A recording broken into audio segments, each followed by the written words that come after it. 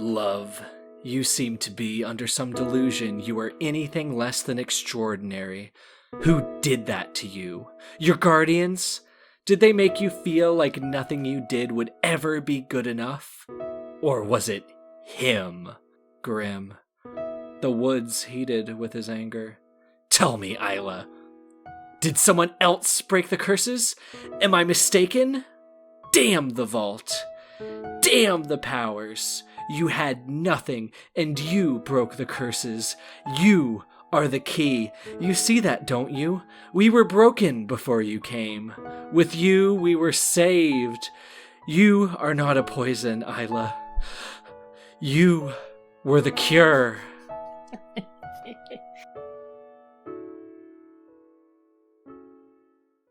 Hello, everybody. Welcome back to the SBU English Club, the best critique group that nobody asked for. I'm Andrew. And I'm Jay.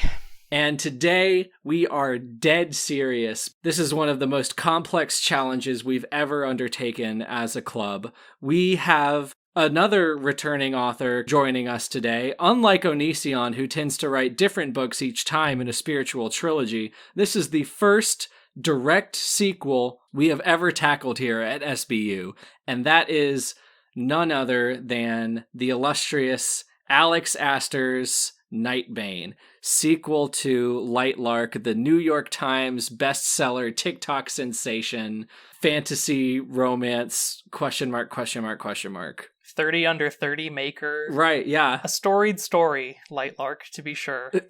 Story. Yes, definitely a storied story. To be honest, I never thought this book was going to come out. I thought that, I thought that Lightlark would be a flash in the pan, but I'm so glad to be proven wrong. This has been a doozy of a book, and I know I say that probably every single episode now, but probably. Yeah, but this one I really mean it. I feel like this is an intimate look into Alex Astor's deepest psyche and the things that we're going to learn about the world of Lightlark, and as well as our author, are really interesting to me. This tastes very distinctly of Alex Astor having written through a lot of establishing information in the previous book so that she can get to what's really emotionally urgent to her in this book. Almost like Lightlark is a prologue. Almost like Lightlark is a really long prologue. I definitely think there's a reading of this where you can maybe see into her mind in ways that she didn't anticipate, but we'll get to that. I'm just glad that she did write a sequel, because surely after having heard all of our critiques from the previous book, she fixed everything, and this is a perfect novel about which we will have nothing but shining, glorious things to say. That's right, isn't it, Andrew? Yes, I'm sure the naming conventions of all of the characters and places and things will be completely normal and follow an understandable pattern. I'm sure we will understand what a star stick looks like, and that all of the relationships in this book will be understandable, have a followable through line, and also come to a conclusion that I find satisfying, but also predictable, but in a good way. Comfortable, cozy. Comfortable and cozy, not at all yanked out of nowhere at the last second. No. And I think critically, all of the main players in the story will have a distinct character arc where their growth is trackable throughout the course of the novel. No one will remain locked in an emotional space, least of all our main character, Isla. Right. I can't wait to see how she grows and changes over the course of the story. Oh my god, I'm sorry, Alex, we're just messing with you. We'll get right into it. Another plug for the Discord. Sometimes I do impromptu streams. Sometimes we just get involved in some passionate discussions about Empress Teresa. Really, the sky's the limit. So join that. There will be a permalink in the description or the pinned comment if you want to be part of the discussion. It's always been a good time. Yeah, I had a poem come out in Common Ground Review recently. Since our last episode, and by the time this episode drops, I'll have another poem come out in the journal. So feel free to check those out. You can just Google my name followed by the names of those publications. You should be able to read those. I also had a video essay come out on our channel since our last episode talking about Ernest Cline's poetry, so check those out if you're interested.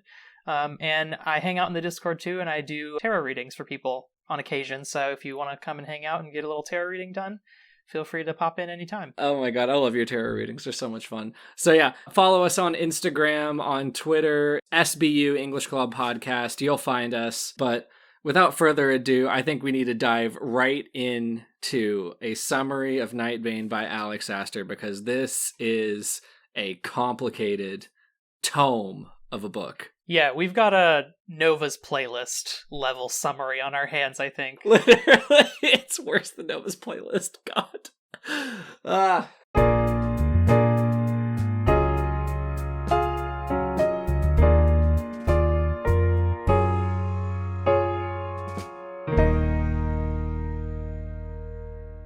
We had to split the summary between the two of us so that neither of us was overwhelmed by the task. Yeah, I don't think either of us could have done this on our own. No, I originally pitched the idea because I thought it would be kind of funny. I imagined that like some sort of chaos would ensue, but then as I actually started to summarize my half of the book, like it took me 3 hours. And I was like, I'm glad that I had this idea, because it would have taken me literally a full workday just to summarize what happens. Yeah, and it basically took me a full workday with mine, so... We should probably say that if you haven't listened to our Lightlark episode, you are definitely going to want to do that before you keep listening to this one, because everything that occurs is going to hinge on things that have previously occurred. As we said in the intro, nothing happens spontaneously or without reason. Everything is extremely intentional. So if you're confused, it's because you weren't paying attention and for absolutely no other reason. So go listen to the Lightlark episode. I usually don't bring stuff like this into it, but I was looking at other reviews of Nightbane, and maybe I'll cut this part out or put this in somewhere else, but I want to front load some discussion about this book being a sequel before we even get to what the plot is or what happens in it. There's been a lot of discussion about walkbacks and retcons and inconsistencies between Lightlark and this book. And yes, it's annoying, but like, also Tyrion Lannister was doing flips and handstands in the first Game of Thrones book. Like, these things happen, and I think dwelling on retcons is uncharitable, especially given the publication schedule of Lightlark. So in my critique, at least, I've tried to be as isolated in Nightbane's world as I can possibly be, unless when the book specifically asks me to remember. Yeah. Just because I feel like it's best to take this as a cohesive whole. Yeah, no, I literally don't care about like little plot holes or whatever that might have cropped Right. up. I did wonder at one point what happened to like the Sword of Immortal's Bane or whatever the fuck it was called. But like, at the same time, I literally don't care. When I say that you should go back and listen to the previous episode, that's mainly just so that like you have the groundwork underneath you. Like, Yeah, right. there will be plot details that like seemed really important in the last one and it just dropped in this one, but that's just how it's going to be. If we fixate on all that little stuff, we'll never get through this book. So God, no. So, first impressions wise, this passes as a book. It has a map that you can look at and understand what the world is supposed to look like, which we did not have in Lightlark, very notably. It might just be my copy, but the print quality is a little bit nicer than what was on Lightlark. yeah, same. My Lightlark is deteriorating, and my Nightbane in the same frame of time is holding up. Generally, Astor seems a lot more comfortable in her world. Things are looking up. So first impressions are really good. I'm going to let Jay pick up the slack in the second half, and hopefully we'll form a cohesive whole. We didn't collaborate at all in our summarizing, so No. some hilarity might ensue, some antics, We'll see. where we try to fill in each other's... Yeah, I tried to like leave seeds for your stuff. I think it'll be funny. Yeah, we'll see. Nightbane opens in media res right where Lightlark left off. They've just had their climactic fight. They're in the place of mirrors, and they are opening the capital V vault, the key to which is Isla's Crown, because her name is Isla Crown. Anyways, sorry, I'm not going to get into this quite yet. They open up this mysterious chamber, and right as she opens the door, she gets kicked out by this crazy force, and she has this vision of a devouring darkness and bodies being torn apart and exsanguinated, or whatever they said in Gothicana. And then Grim calls out to her from the ether. So the door is locked. The entire point of the climactic battle of this book is for naught. The vault is just as locked as it was when we ended the book the last time. Isla and Oro are back to the drawing board. There's a lot on Isla's plate right now. like, even though she's successfully broken these centuries-long curses and saved the world ostensibly, she has all of these new powers in both literal and figurative senses. She literally has her wildling powers and her nightshade powers. That's through her heritage. But now, this is why all of the starlings aren't dead, which is something that we were wondering at the end of our Lightlark episode. She has starling powers because by killing Aurora, she absorbed the power of the starling race or whatever. Yep. So I guess it's good that instead of all dying, now the starlings are the obligate vassals to this foreign entity that barely knows anything about them. Yep. If I had to choose between that or being dead, I guess that's which one I would choose. So good news. So she has 3 power sets to learn. She's now also the full queen of Wildling now that her guardians are out of the picture. She's the de facto queen of Starling, because not only does she have the magical powers, she has the political powers that come with that. And she's also semi-romantically involved with Oro, the king of Lightlark. Can we pause for a second and talk about her guardians, Tara and Poppy? We can, because I thought, is Poppy dead? Because they never mentioned Poppy. I don't know. I thought, so at the end of the previous book, I had thought that, like, Poppy was getting absorbed into the ground. She was actively dying, like, right when the final fight was happening. Mm-hmm. So it seemed like she might be gone, right? Right. But then, I think at the beginning of Nightbane, when Isla talked about banishing them both for having been evil, right? that she banished both of them. So, like, Poppy's alive maybe, but then Poppy's not in the rest of the book. So I was a little bit confused about that. But Tara is notably absent. My headcanon is Poppy died, and I just forgot because maybe it was buried in, like, one paragraph that I never read. Okay. Poppy is not in the picture, probably because she has a stupid name. Well, Tara's a stupid name too, but less silly. Tara is MIA. Banished off screen too, which is a bold move. That's a sort of an interesting thing to do to a character, like, who is ostensibly one of Isla's closest emotional social connections. Yeah. But we can come back to that in my half. Yeah, right. I was about to say, we'll find her. We'll find her again. Check back in 2 hours and you'll find out. There's this post-curse dinner celebration or whatever where all of the rulers of Lightlark come together in the castle. And this is, to be quite honest with you, the first time that I've ever really thought about Lightlark's politics. Yeah. The political structure, by my estimation, is an inobligate Confederate suzerainty. Yeah. So there are 5 rulers. There's Skyling, Sunling, Moonling, Wildling, and Nightshade. Yeah, but Nightshade is kind of, like, external to this hierarchy because they're the evil one. Right. So Oro is the king. Everyone under him is a ruler. Yeah. But they don't have to listen to him. Right. But he's stronger. He has all of the powers. He's like an avatar. He's called an origin. But I'm pretty sure she lifted the magic system straight from Avatar because there's a lot of parallels there. Cleo, notably, the ruler of Moonling, whom I love immensely. Oh, is she the bisexual one? I think she's bisexual. She might be a little bit bisexual. She almost never does what Oro tells her to with impunity. So I'm assuming this is an inobligate confederacy. They can choose whether or not to actually be part of this at any time with no recourse whatsoever. But whatever, I guess the politics don't matter. The recourse would be that they lose access to Lightlark, which is in some way the source of all magic.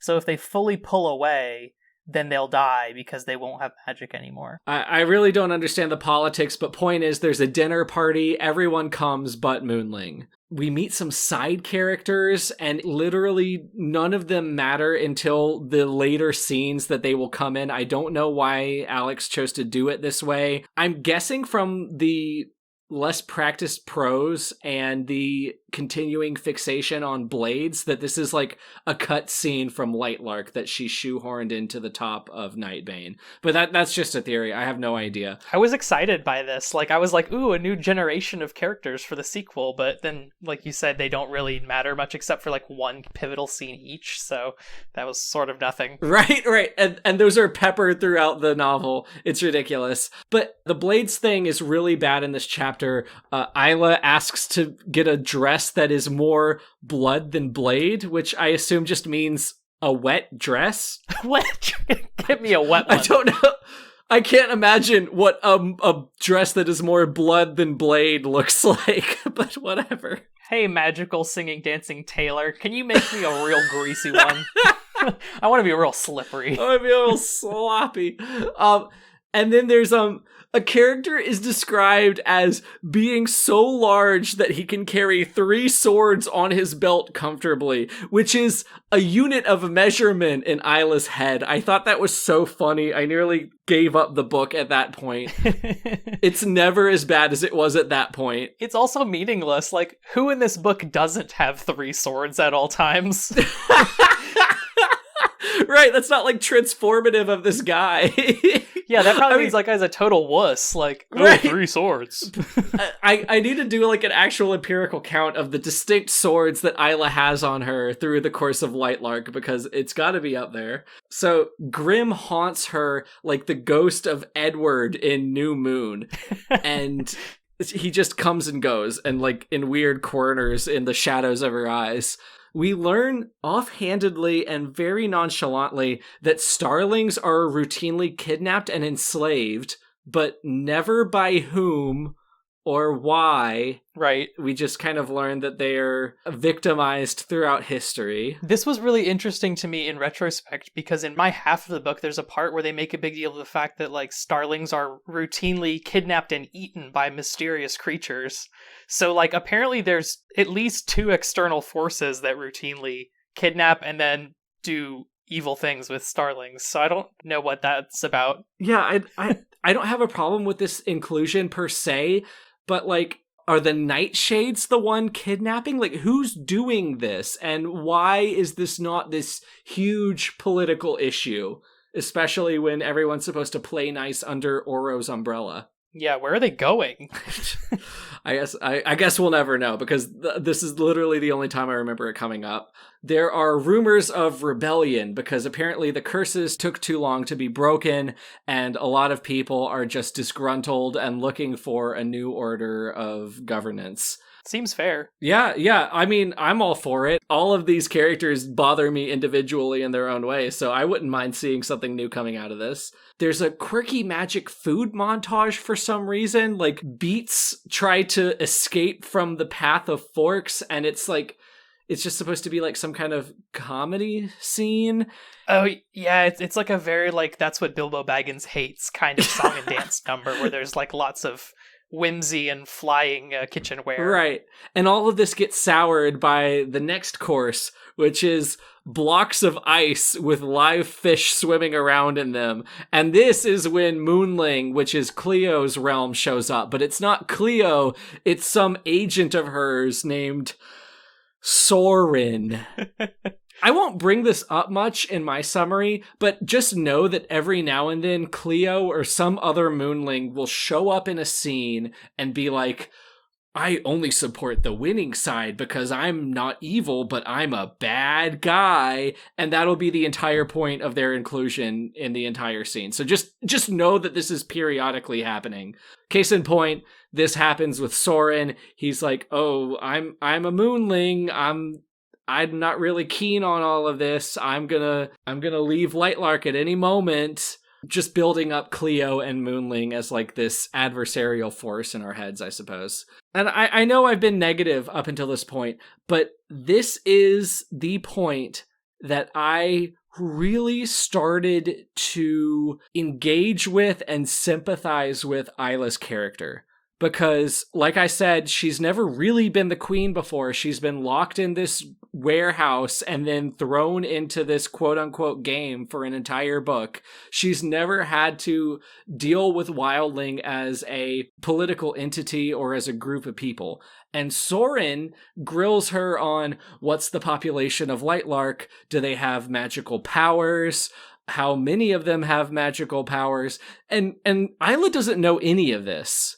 And her ignorance, I don't find annoying. I think that's, one, incredibly understandable given her position, and two, viscerally relatable. In my job, in school, in things like that, I've been thrown into positions of authority that I was not prepared for, and then suddenly I'm the point of contact for all of these questions that I couldn't answer. So I could really see myself in Isla's stance here. And these questions that she's being asked about like logistics and politics and stuff like that, I can't help but theorize that these might be questions that like people have asked Alex Astor, and Isla's kind of the avatar of that for her. It does kind of feel that way. But to comment first on like the novel itself, I agree that this is a really important and really good scene. It sets up Isla as an underdog more effectively within a few sentences than the entirety of Lightlark did. Yeah. Because it's this really interesting nexus of like, it makes sense that she doesn't know the answers, and yet she absolutely should know and has a real responsibility to know. Right. So, like, she feels dumb, and it's not her fault, but also, like, she kind of should feel dumb, because, like, people's lives are on the line here now that she's, like, really the queen. And so, like, it really does a good job of making you sympathize with her. And also, it definitely seems like it could potentially echo things that have been thrown at Alex Astor by her online haranguers, such as us. Right. Various podcasts and or YouTubers throughout the annals of history. Yeah. Various internet personalities of disparate levels of generosity. So yeah, she's made a fool of in public because she doesn't know politics, and her job is literally to politic. Yeah, and I think that's great. I think that's a really engaging scene. And by self-insert, I mean self-insert/pause. I think like this is really engaging. Oh, /pause because she's got an animal in this one. Shut up. We're not there yet. I have so much to say about that part. The merchandising opportunities. Immense. Isla kind of rationally decides in response to all of this that she's going to take on more responsibility and be coronated as Queen of Starling.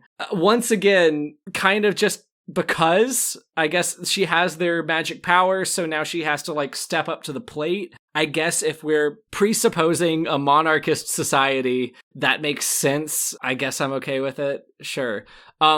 Later, we have, unironically, my favorite scene in the entire book. You're peaking early. Yeah, peaking really early. Like, I chose the first half on purpose because I liked this book for about the first, like, 4 chapters-ish, and this is my favorite scene. The narrative slows down, shuts the hell up for 2 seconds, and Azul and Isla hang out in the bar from Lightlark. Yes! And they talk yes! about what it means to be a ruler, whether or not you have a choice to be a ruler. Azul talks about how his realm responded to the curses, and it's legitimately a very haunting and grotesquely beautiful picture of this flying society suddenly being grounded and all of these people falling from the sky and having to respond to that. And that informs Azul's wisdom so elegantly that he feels paternal to Isla, but also engaging with her as an equal.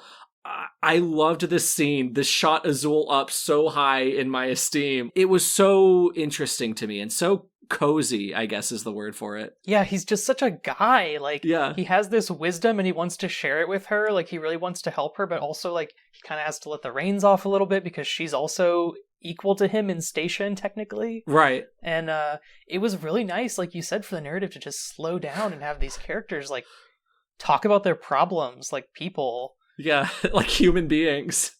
Yeah. Oh my god.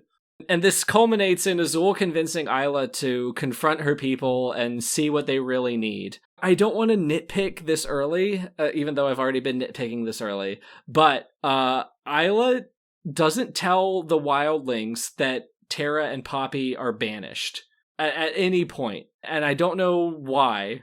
And I know why narratively because of what's going to end up being in your half, but like I have no idea why Isla wouldn't just say, hey, I have a hit out on these guys. Because if it were me, like I would have people on every block. I don't understand. But anyways, these wildlings are the most stoic and mature people in the entire world, even though they have lived in fear and subsided off of human hearts and had to fight to survive for so long. They're just like, yeah, we got this. Go talk to the starlings. They need you more. And that's the whole scene. Like, nothing comes of this. No, they're just like, we got along without you just fine this whole time. So we'll continue to do so. I don't know. Go off, queen.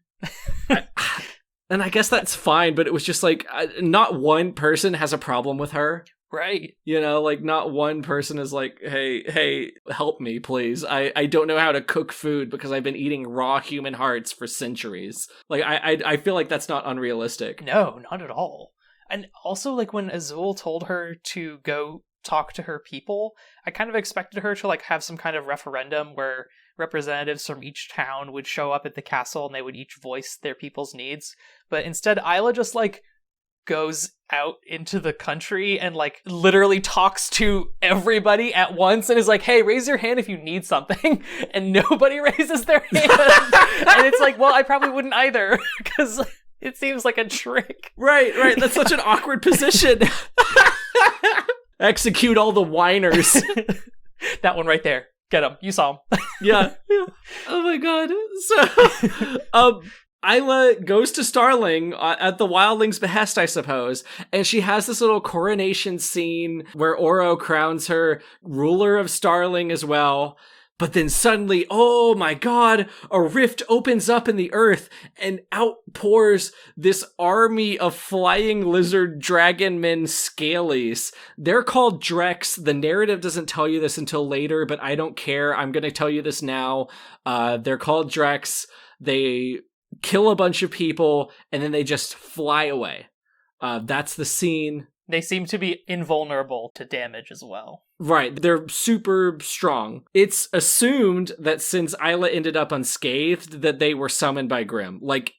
I'm being very, very literally. It is assumed by everyone. At the same time, no one even pretends to consider that this would not be the case. This is definitely Grim, no doubt about it. Nightshade did this. Nightshade will invade us. We need to unite. That is the sentiment by every single person in the scene, which I think is really funny. But then later on, Isla's sleeping and they get swept up by a magic wave and pulled into a cave with a bunch of, like, we assume that they're rebels. They kidnap her and they're wearing beige, which is a commentary on the one color per culture rule set up by all the other realms in Lightlark. She manages to escape. She kills a couple of them using her powers and just, like, runs back to Oro, and that's the entirety of the encounter. We don't really learn anything about them other than that there are no starlings. There are rebels and they wear beige. Also, they're able to kidnap her out of her bedroom just like that. Like, yeah, with a wave. The wave that they summon just, like, literally, like, body snatches her out of her bed. Right. They can just do that. Terrifying implications. So in response to this, Oro gives her 2 Liams from Fourth Wing, not just one, dear reader. We get 2 for the price of 1. Their names are, and I have in my notes, *Psy*, Ciel and Avel, which, if you know anything about popular airline providers and or Latin roots for the word sky, are just airplane and sky. Which is awesome. Thank you for your amazing etymology, Alex Astor. Coincidentally, I was only thinking of this because there's already so much weird anime stuff happening in this book, like the fact that we open in media res with, like, the smoke clearing and then Isla having these, like, sudden dramatic visions of, like, lots of dead bodies. Yeah. But in the Fire Emblem series, it's traditional that the main lord will get 2 like, mounted horseback units at the beginning of the game that kind of act as, like, their protector for while they're low level. And that is literally what these characters are. They are siblings with similar names that will just protect the main lord whenever they need it. And they appear arbitrarily. They aren't in scenes. They appear in scenes to save Isla. She'll be in danger and then they will literally swoop in and and fucking what is that? Skyhook her out of the combat scenario. This just puts the fear of God in Oro and Isla alike. They're like, okay, this is serious. There are rebels everywhere. Isla needs to unlock her powers now. They go to see someone named Rimlar, who Alex Astor is convinced that we remember. I personally don't have any recollection of this man whatsoever, but I'm fully ready to be wrong about that. I'm glad you said it, because I wasn't gonna. I thought you would laugh at me. No, I'm so glad. Okay, so Rimlar is ostensibly a character from Lightlark. Neither Jay nor I remember him. Does that mean anything? Probably not. But I did listen to our episode, and we did not mention Rimlar, so I have no idea where this guy came from. But he's some apostate nightshade who does this magic stuff to Isla, and this unlocks the worst parts of this entire book. Mm-hmm. This is the point, dear reader, that the narrative lost me. From now on, it seems like every time the narrative gets even slightly interesting, there will be a chapter shoehorned in with the title Before. This is flashbacks to this romance plot with Grim and Isla that we knew happened, but Isla had her memories erased for. Like, this was revealed in the end of Lightlark that she had romanced Grim previously, but Grim has the power to revoke people's memories, so she had no recollection of it, therefore it was dumped upon us at the end. This is like Alex Astor cracked open writing ACOTAR for dummies, took out all of the interesting parts, plugged in Isla and Grim to the character slots, and just chunked it out and distributed it over the rest of the book. I talk about these quite a lot in my half because a lot of stuff happens in them that's necessary to understanding stuff that's happening in the present. I just want to say right now, though, to foreground that, like, these decimate the pacing of both their own continuity and the continuity of the present. Not just because we're constantly jumping back and forth, almost one for one, like chapter for chapter, past, present, but also because there has to be some kind of like impetus for the like memory activation every single time. So something will be about to happen in the present, and then it'll be like, and then she had a memory. And then in the memory, it'll reach like a stopping point, and then we'll like jump back to the present, but we're like later than we were when the memory started. So it's like the timeline is all kinds of fragmented and segmented. Yes. There's missing time, and it's just, it's horrible to track. There's always some horrible joke made between, like, the one before scene will end with the sun rose, and then the next chapter that takes place during the actual timeline will be like, the sun was bright. Like, there's always some like poetic connective tissue, kind of like how if you've ever seen the show Archer, it kind of works like that, except not funny. Scenes will be linked by these little bits. It's ridiculous. I hate it, but we have to get through this because, like Jay said, there are things that do matter or do pertain to the plot. This first one is, I think, like one of the only times the Star Stick doesn't work.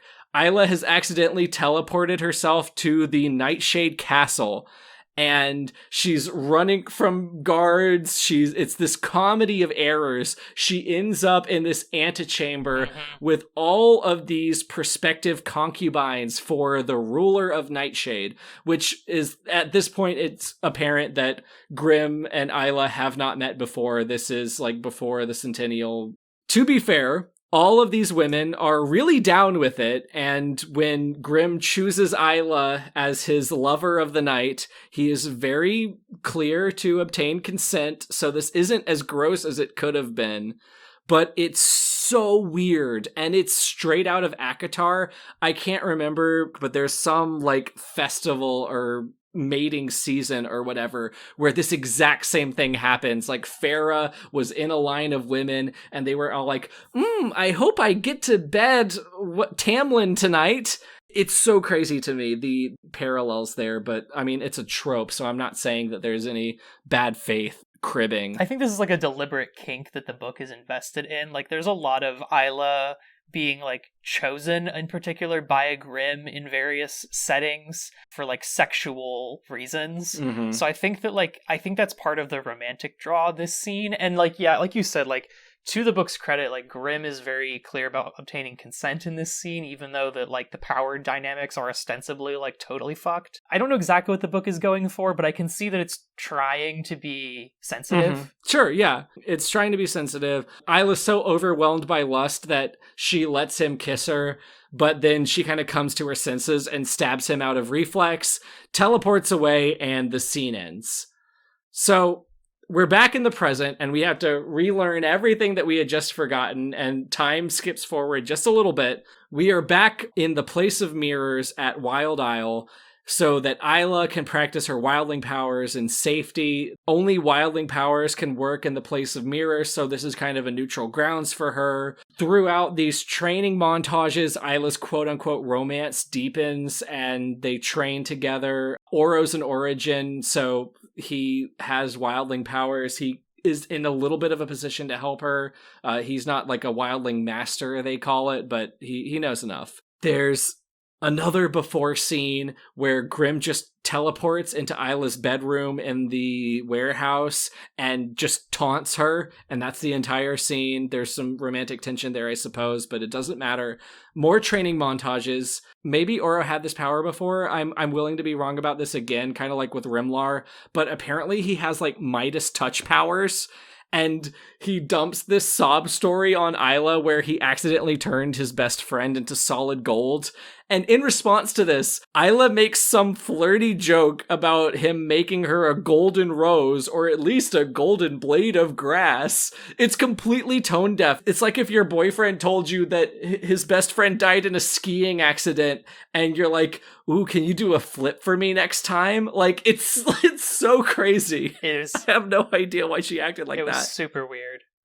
I think he did do this in the first book, because I think there was a scene where I think it might have been like one of the demonstrations where he's like, look, my power is like the Starling power, except instead of creating these like energy metal beams, I can make ones that are gold, so they're better than the silver ones. I distantly remember something like that. There's so much to learn. But the idea that like he could lose control of it or something and accidentally kill somebody, like, that's totally new. Well, to be fair, he was kind of withholding that, so that's okay, as long as this is like not completely unprecedented, I guess. It's half precedented. Half precedented. So Isla gets comfortable with her wildling powers, and she decides that it's time to get back into politics. Oro calls his friend Inya, who we briefly met in the dinner scene again, like, she was named and then dropped, so this is effectively the first time we met her. She has some snarky banter with Oro, but don't worry, guys, she's just like a sister to him, so there's no threat romantically whatsoever, and we make that abundantly clear. She's part of this archetype of characters that probably already has a name on TV tropes, but I want to coin my own term. I call this kind of person a liberty taker. So any character where you can imagine them saying, I've taken the liberty of, and then insert some comically overcompetent thing that they did off screen, this is that character. Inya has taken the liberty of assembling this crack team of volunteers to help Isla forcibly relocate and reconsolidate wildling populations into population centers and teach them how to fend for themselves. This is like the Israel arc in Empress Teresa, because it is taken completely for granted that wildling will be remotely okay with this. Yep. And when it actually comes into effect, it was like, oh, everyone was a-okay with it. There was no problems whatsoever. They all just moved, and people let strangers into their home in the meantime. This whole nation of people whose whole deal is deep connection with the soil on which they live Right. is totally okay with being forcibly and legally uprooted from their home and located in a new geographical space to which they have no ancestral tie. Right. This and is no questions. And we have to accept this because it happens off screen, so what do we know? Yeah. That's pretty much Inya for you. There's another cycle of training. Isla will be sad for a bit, and Oro will be romantic to her. This one, though, has a funny speech that's going to end up in our dramatic readings. I'm going to be completely honest. I actually pulled a complete 180 on Oro as a love interest. I complained about him a lot in Lightlark, but it was like the grafted, modeled flesh of this disgusting old man sloughed off, and all that was left of Oro was a cute boy. Suddenly, I was really down for the way that Oro treats Isla. He cares about her emotional state. He doesn't pursue carnal intimacy with Isla when she is in a compromised position. He protects her. He cares about her. He doesn't willingly put her into danger for no reason, which we'll get into with Grim later. I don't want to undersell how much I do appreciate and like Oro as a romantic partner in these scenes, even though they're not really worth diving into in a lot of detail. Yeah, he's like extremely, extremely safe. And I think that that's what Isla likes about him more than anything. The novel wants us to believe that they're physically attracted to each other as well, but that they're both kind of holding back until the time is right. But that's a lot of telling, and I don't feel like we're being shown that quite as much. Somehow, I just get the vibe that, like, the novel really wants us to think that they love each other, and so it's going to keep telling us that they do, but it just does not. The chemistry just isn't there. The sizzle isn't there. That's fair. That's fair. I guess I was a little bit more charitable with it than I should have been, because, I mean, real life relationships are variegated in the way that they develop. Yeah. You can be saying, I love you romantically before you even start dating, let alone get physically intimate. You could do the exact opposite of it. Mm-hmm. It depends on who you are and who your partner is. Mm-hmm. So the fact that they weren't really jumping each other's bones, but were still saying very romantic things to each other, didn't really strike me as artificial. There were a couple times where Isla was like, please stay with me, know me carnally, Oro. And Oro was like, you are stressed out, you are sleep deprived, there is a lot going on, I do not want to do this with you, is a level of maturity that we really don't see a lot in romance. This is the SBU romantic advice corner. If you are in a relationship, especially a new relationship, it's generally not a good idea to pursue physical intimacy when one or the other partner is completely emotionally compromised. Yeah. And to see Oro withhold that, I don't know. It really appealed to me. Yeah. Maybe that was a side effect of some weakness in the romance, but it circled back around to being nice. They definitely have like a genuine and deep connection, and one that I think is very safe, and one that seems to be like rewarding in certain ways. But I think for me, maybe I just wasn't being as precise as I could have been before. I just don't think that they are romantically attracted to each other. Maybe not. And maybe we just have different reads on it. Like, and that's fine, but it just shows you the complexity of Nightbane that we are able to form these different opinions, because I disagree with you, but I don't think that that's because of, you being incorrect. I think we just interpreted this differently. Moving on to more funny things. I swear to God, Alex listened to our episode. All hour and a half or however long that stupid episode was of us talking about Lightlark, because I could feel her hatred for me specifically in this next scene. I could feel it. I'm not kidding. I know this sounds paranoid, but I'm so serious right now. It does sound paranoid. I said that Alex could not come up with an original, interesting creature because I complained about this magical creature being a ghost of a human woman. The woman. Out of nowhere for this one chapter, never talked about again. Apparently, it's like a rite of passage for every wildling to get their own animal companion, and the very same day that she learns this, Isla decides to do it for herself. And then she has this Pokemon Go ass segment where Isla goes in this nature preserve and hunts for an animal companion of her own, and there's this cartoonish montage where she encounters all of these amazing creatures, like a bear with antlers that can attack you, and a wolf made out of moss, and a giant spider. And Alex is like, see these cool creatures, Andrew? See this bear with antlers? Aren't I so good at coming up with interesting creatures? Well, guess what, Andrew? Guess what? You get none of these. Andrew, you get a leopard, and I've named that leopard Lynx because I hate you. So, it's just... No, Andrew, it's a funny bit because you can't really see the spots too well because they're like covered up by the fur color, so it looks like a lynx, but really it's a leopard. And then she gets to correct everybody every time they're like, nice leopard, or whatever they say. It's just a leopard. It's an abnormally large leopard. I could feel Alex talking to me when I saw that bear with antlers. So this leopard, whose name is Lynx, his God-given name is Lynx, he used to be the animal companion of Isla's mother, and just bonded with Isla out of obligation. He's like grumpy. He's kind of like Tarn, the dragon from Fourth Wing. Yeah. But he can't talk. He just like communicates in like Disney animal pantomiming. An occasional memory transference. Occasional. Maybe? Very, very occasional. There's another stupid before scene right when we're meeting Lynx. Isla teleports to Grimm's bathtub and tries to make like a peace offering to him after stabbing him. They have a stupid duel over whether Grimm and Isla will partner in the Centennial, or Isla vows never to return to Grimshaw land or whatever. Grimm ends up winning the duel, which means something about Lightlark. Apparently Grimm let her win the duel in Lightlark. I don't even care anymore.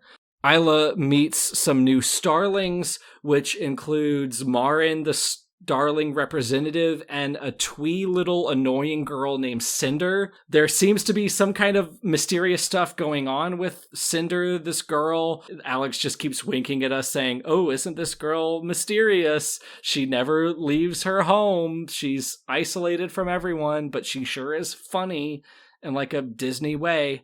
Isla and Oro, later on, they have their first real carnal encounter, which actually was pretty well written. I'll give that to you, Alex. Yeah. I don't like reading, quote-unquote, spice, as book talkers like to say, but if I had to, this is how I would want it to be written. Everything's really focused on the two characters learning each other, and there aren't, like, flowery descriptions or cognomens for certain parts of the body. It's very clear what's happening, but also focused on the emotional states and the enjoyment of the characters. So good job, Alex. Like, unironically, if you had to do it, this is how I'd want to see it. Yeah, it was people having a good, romantic, emotionally fulfilling time. Right. With mutual consent. Yes, mutual consent. Very, very important on that part. But the problem with this is it opens up for a bunch of really gross flirting. Like, the sex is fine. The flirting is disgusting and nauseating. Isla's like, ooh, I'm not wearing anything under this sundress. Like, at some random point in the future, my stomach just churns. It's awful, but you take what you can get. So they celebrate Copia, the wildling Thanksgiving, on Lightlark. Isla's wildling powers are pretty good at this point, but then exactly like in the coronation scene, there's this crazy supernatural event that interrupts it. Grimm says in a disembodied voice to get out of the island in 30 days before I destroy it forever. This is kind of our ticking time bomb that will define the rest of the book. Everything from here on out is gearing up for this inevitable invasion of Nightshade. So Isla takes it on herself to gather the troops, as it were. She goes to Cleo's castle. She's mostly hiding her motivations, but if you recall from the Lightlark episode, Cleo has this fleet and seems to be poised to flee at any moment, but we don't really know why.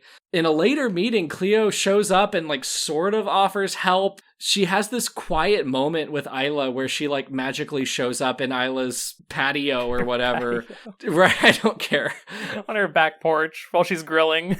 It kind of was her back porch. Like she just shows up there because it's by the ocean, remember? Yeah. She talks about like her backstory, kind of like Azul did, how she lost her son to the curses and how this kind of fed her desire to protect her realm at all costs. I mean, it's not Shakespeare, but I found this scene really humanizing for Cleo and intimate for the characters. This is another instance where this book really shines when it shuts the hell up for 2 seconds, slows down, and lets us learn who these people are. I really liked Cleo in this scene. When characters that we know decently well talk to each other, the book gets a lot better. As opposed to when random magical events are happening, or when random action is happening, or when the book is introducing a totally new character for the sake of them introducing new information that like changes the stakes fundamentally and upends everything we thought we knew. Or retreading on a romance we don't care about. Or that. Anyways, but the next scene, she takes her fleet and she leaves, and everyone just assumes that she's going to Nightshade. No doubt about it. No one heard that she was doing this, but that's just what they know she's doing. So Cleo's departure means that the Oracle from the first book, you know, the one that was trapped in the ice like a CDI Zelda game, she's slowly dying and her ice is melting. Isla and Oro go to her. She is profoundly unhelpful to both of them. She's just like, open the vault or Lightlark gets destroyed, and then telepathically tells Isla to come back right before Nightshade invades for the final prophecy that she can only receive when she's alone.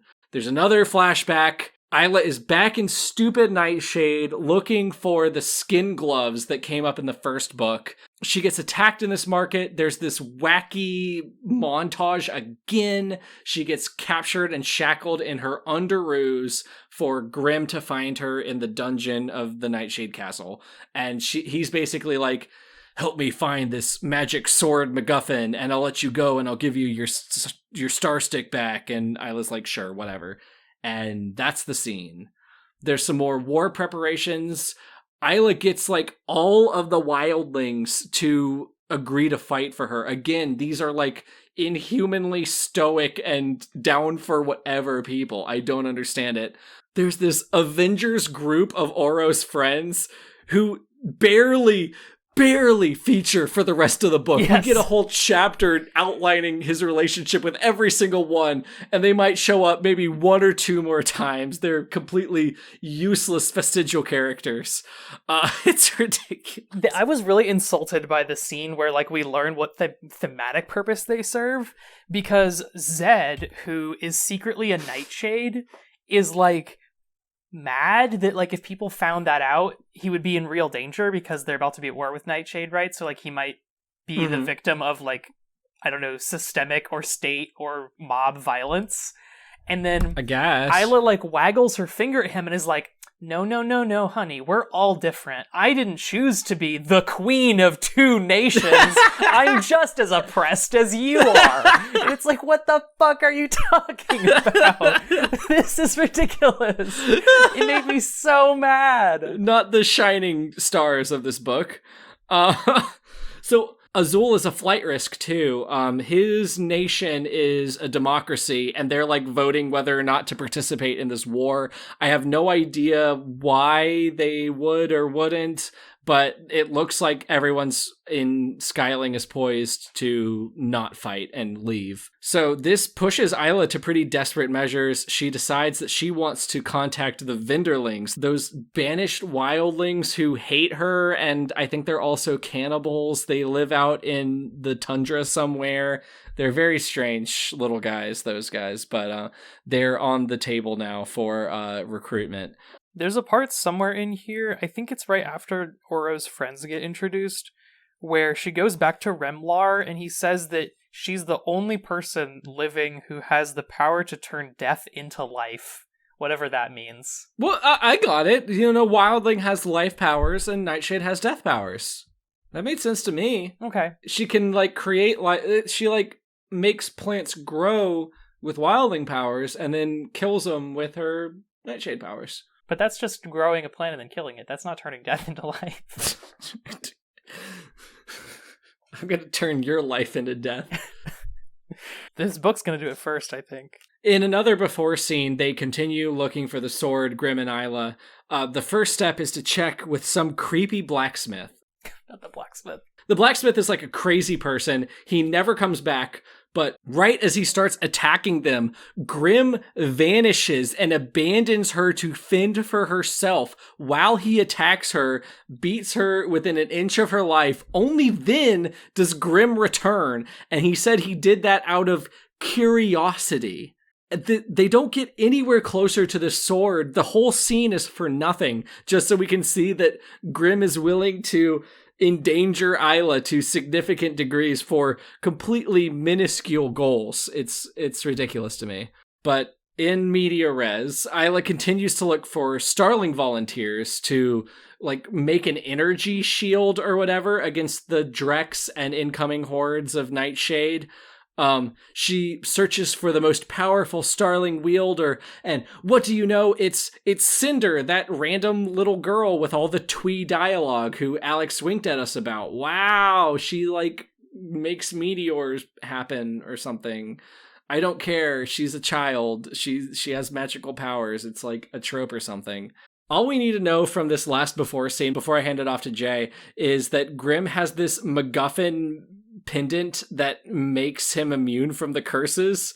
Don't think this ever comes back up. Grim makes it super clear that he would sacrifice Isla to get the sword because he wants it so badly, this powerful sword of his. They go to a slum of thieves to look for it, but this time they get separated, but it's Scooby-Doo style, and Isla still gets attacked. Grim like tortures her attackers and tries to get information out of them.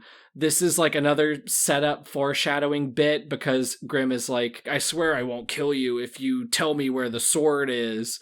And then when the thief tells him, Grim kills him anyways. And he's like, I didn't promise not to not kill him or something stupid like that. It's something dumb. But whatever, their next destination is Cretan's Crag, where they have to find a guy named Victor and his pet snake because they can't stop coming up with new animals and new characters to drop on us. And thus ends the 50% mark of Nightbane. Gloves. Gloves. She searched, hoping to find them. If no shop sold them, she would have to find someone she could pay to make them for her. That possibility made bile crawl up her throat. No, the best thing would be to find some already made, preferably from the skin of a child murderer, or someone equally as deserving of such a cruel, torturous death. Hello, do you have any child murderer sourced skin gloves? Child murderers. Instead of kid skin gloves, it's kid murderer skin. That makes sense to me. Okay, so I guess this is where I take over. This book it was a real challenge. So, man, okay, this is a lot of pressure all of a sudden. Where I picked up, Oro and Isla wake up next to each other the next morning, and they have this little conversation where they both, like, promise each other they're not going to die. Oro then enchants Isla with magic body armor that will last until the next time she's hit, ? And it will prevent one physical hit, ? Such as from an arrow before shattering. But apparently this is a spell that he can cast, where he can just give you permanent protection until your next... It's like a focus sash. It is like a focus sash. Then Oro, Isla, and Enya go to the Vinderlands on Moon Isle to try to recruit the Vinderlings, as Andrew previously alluded to them planning to do. While they're hiking up there through the melting slush, since Moon Isle is melting now that the Moonlings have left, Enya reveals that she knows when and how she's going to die, and that she's not going to die today with the Vinderlings, so there's nothing to worry about. Of course, they're then immediately ambushed, and things seem like they're going bad, but then Isla wins the fight because just as she's about to get stabbed in the head, she turns around and catches the axe that was being swung at her, and it disintegrates in her hands. Oh, yeah. This is a thing that she can do now, although she does not do it again for the rest of the book. However, there are no longer stakes. So this is bad. Yes. This is really bad for the book that this happens. The end of interest in Nightbane as a narrative is right here. Yeah. And I think it's really interesting that it falls so close to the scene where Grimm reveals that he's had a necklace this whole time that can just, like, prevent the effect of the curses that were, like, the main threat in the past. So, like, that categorically can't exist. I'm sorry, it just can't. There can't be that and there be stakes at the same time. Yeah. Someone had to make that. That person had to learn how to do that. If that person's alive, then that person needs to be in a dungeon so that only Grimm knows where they are and who they are. Mm-hmm. At the same time, if that was a thing that existed, it would get out. People would be after that guy. The whole story would suddenly be about trying to get that guy and make more of those necklaces. Sure. So that can't exist. Meanwhile, Isla cannot be able to do this in the present. This is interest destroying. It's kind of set up like this is a thing that she doesn't realize she can do, but then because we immediately go from her disintegrating the axe into a flashback, and then by the time we return from the flashback, we're somewhere else, we do not have to examine this weapon disintegrating power and its impact on the rest of the story. So, I ask humbly, dear club member, that you forget about it forever. Just to keep it interesting. So, now we're in the past. Isla gets kidnapped while she's out exploring the wildling woods. Some starving wildlings try to kill and eat her, but then Grimm appears and warps her into his bedroom. While Isla is drinking some magic healing potion, Grimm recounts that he, like her, once suffered abusive warrior training as a child. Mm-hmm. Then, as Isla is leaving, Grimm reveals that he can read emotions, so he's known this whole time that she's really horny for him.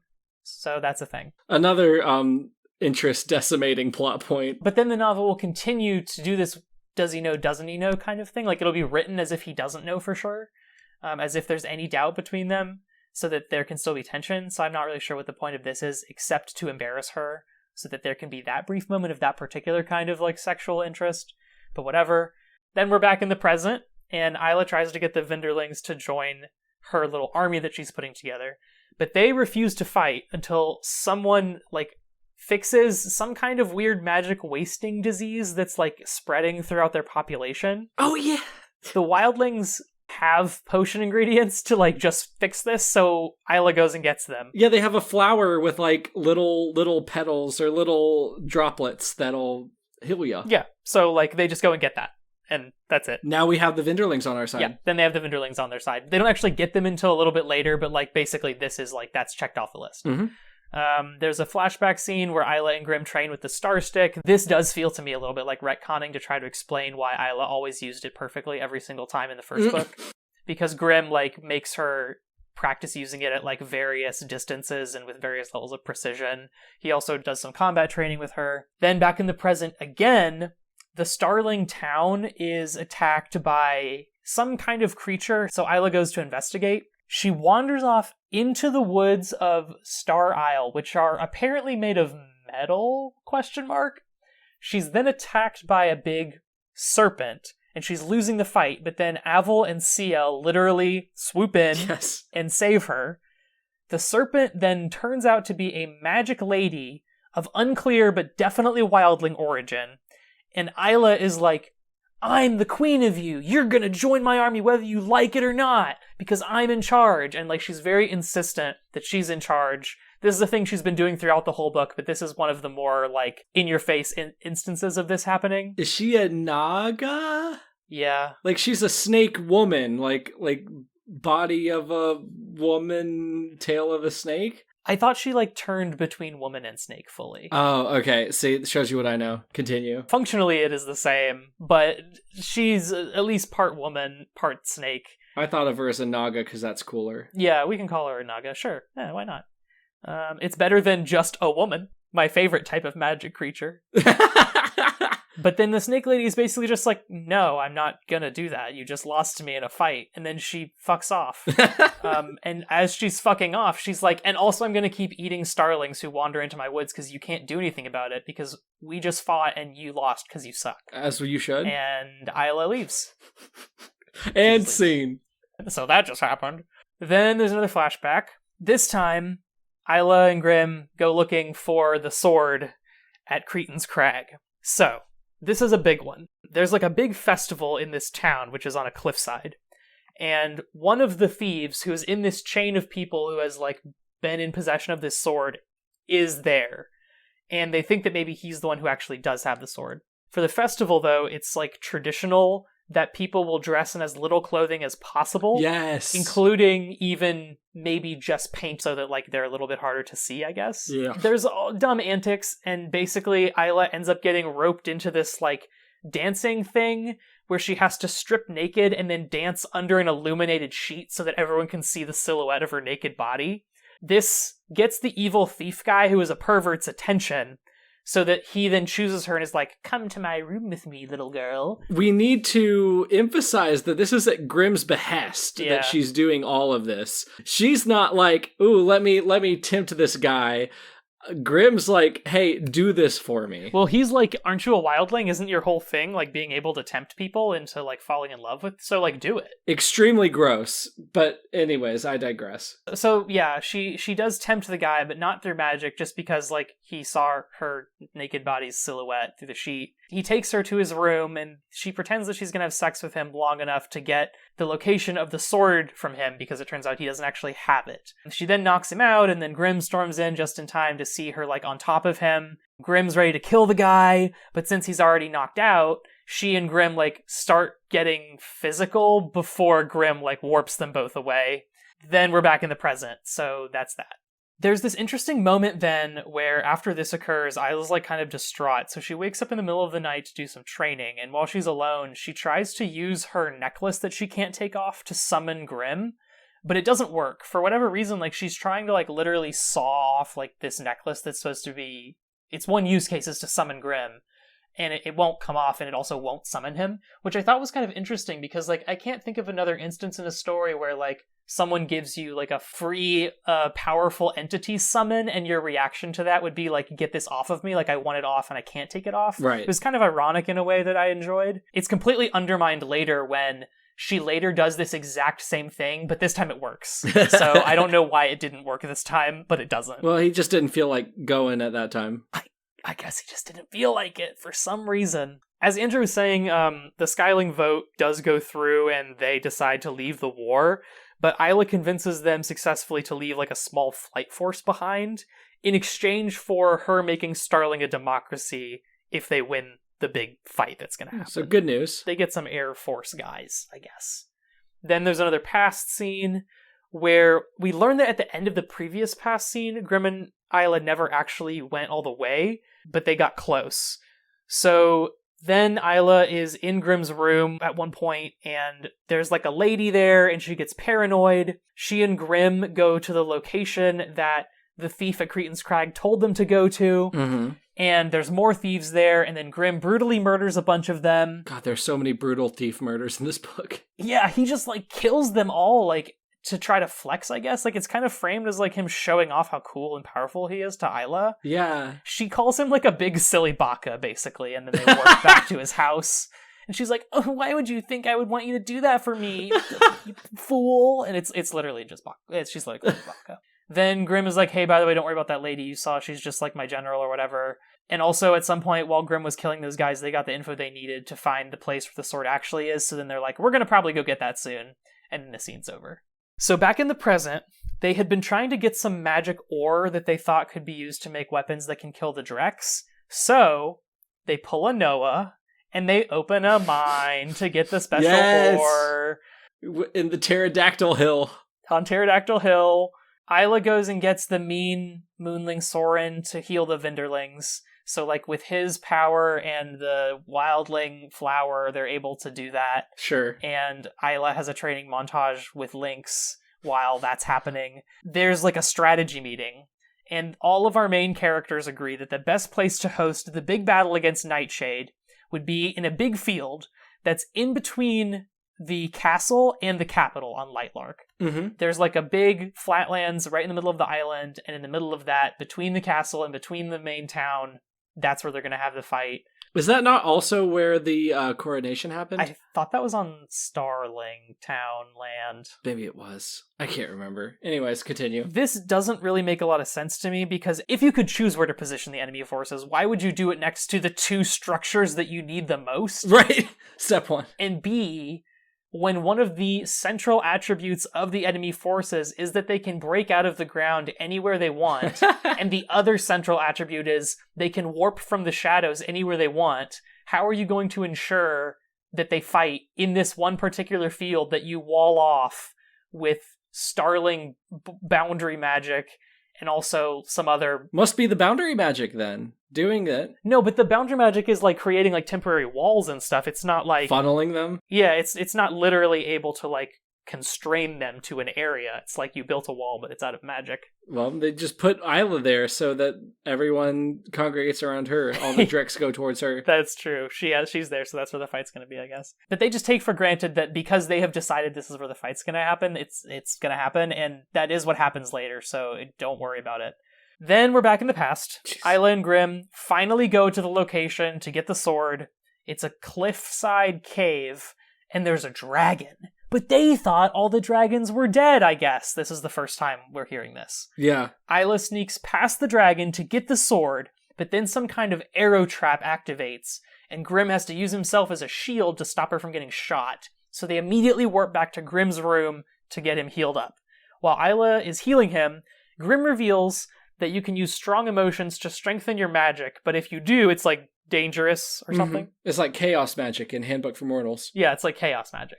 So they realize they're going to need a new plan if they're going to get the sword, because it turns out the arrow trap that hit Grim is one that's literally, textually, unambiguously, undodgeable. And that it must have been stolen from the castle because it's a secret weapon that Grim employs in the defense of his fortress. So, God, it's like a Skyrim dungeon. Yeah, it doesn't make any sense. The idea that Nightshades have invented a perfect trap that always hits you, no matter what, that's a thing that they have, again, destroys the entire lore. Yeah. But don't worry about it because it will get dodged later inexplicably. So, then back in the present, Oro sees Isla using some of her, like, emotionally fused magic, and he, like, grips her by the hands, and he's like, Isla, you must never use the bad emotion powers. That's bad and emotional. And she's like, okay. So, then she spends the next few days warping various citizens individually to safety. She goes to Celeste's old room to seek comfort, but then she gets really pissed, and she's like, you betrayed me! And one wonders why this didn't happen way earlier. Yeah. She breaks some orbs, ? And there's a mysterious feather in one of the orbs, which she takes. I forgot about the orbs! You can stay forgetting about them, because they don't come back. They're done. That's it for the orbs. Oh my god, there's so much that happens. So then Isla gets Lynx outfitted for battle, and while they're looking through her mom's old stuff for his armor, they see like a picture, and Lynx like transfers the memory that's affiliated with the picture into her mind, and she hallucinates her mom. Because he can do that. But nothing happens in these images, it's just like she is hallucinating her mom. So like the information we get out of this is like, she had a mom and her mom held her when she was a baby, which is like, yeah, I thought so. I would hope so anyways. I love how they get like battle cat armor for this freaking leopard. It's so funny to me. Yeah, it's were fixated on that momentarily, I'll bring up something that I was going to leave out entirely, which is that originally her plan is not to go get Lynx's old armor, but it's to like rush order custom Lynx-sized armor for a fight that's like 5 days away. The chapter literally opens with like, it was time to have armor made for him. And it's like, where does one rush order custom big cat armor? I'd like to know. Asking for me. Yeah, literally. Oh, okay. This is the weirdest thing about this scene, though. Not the mom hallucinations, not the custom cat armor, but this scene ends with someone appears in the room behind her, and then we cut to the past. In this past scene, Isla is sneaking around a Nightshade ball that Grim is hosting, and she's like, I'm gonna make him jealous. So she starts flirting with this one noble. Yes! This guy then tries to SA her, and so Grim murders him, and then they flirt over his dead body. So, not to sound like an MRA, but the evidence that he uses to justify killing this guy seems a little bit crazy to me.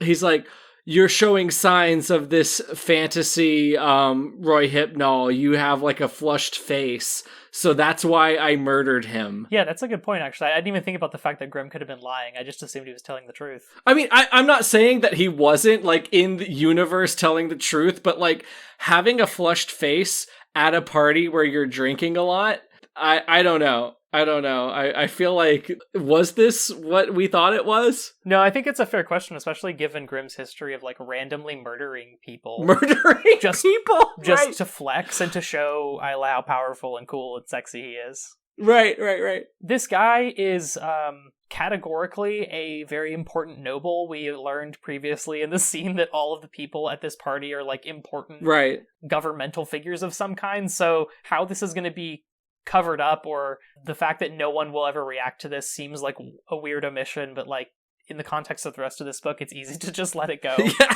so right. That's what I did. Okay, here's the thing. When we cut back to the present, we do not find out who was in that room with Isla. We will never find out who was in that room with Isla. We don't? It will never come up again. Are you serious? I am completely serious. I reread this part like 3 or 4 times trying to figure out what happened. It wasn't like Lynx? No, it was like there's a person behind her, and then we cut to the past. Oh, maybe it's like another grim ghost, like earlier. Maybe. I don't know. But, like, in the context of the scene where she's just been hallucinating her mom, I was like, oh, is it like her mom ghost? That didn't jump out to me, but I believe you. I just, that did not cross my mind. I guess it didn't cross Alex's mind either, right? Like, I guess not. It's so inexplicable, but, I mean, it would be easy to fix if it was just an error. Yeah. So then, we're a few days from the start of the war at this point. Mm-hmm. Enya corners Isla at one point and is like, hey, you and Oro are, like, a good friend match, but you're not, like, a good relationship match. Isla has this weird realization where she's like, when I look inside myself, Enya is correct. But that is the last we'll hear of that, because, as we will see later, that is not true. Yeah. Then while she's walking around, Isla gets confronted by that group that kidnapped her out of her bed, like way earlier in the book. Turns out it is a rebel group.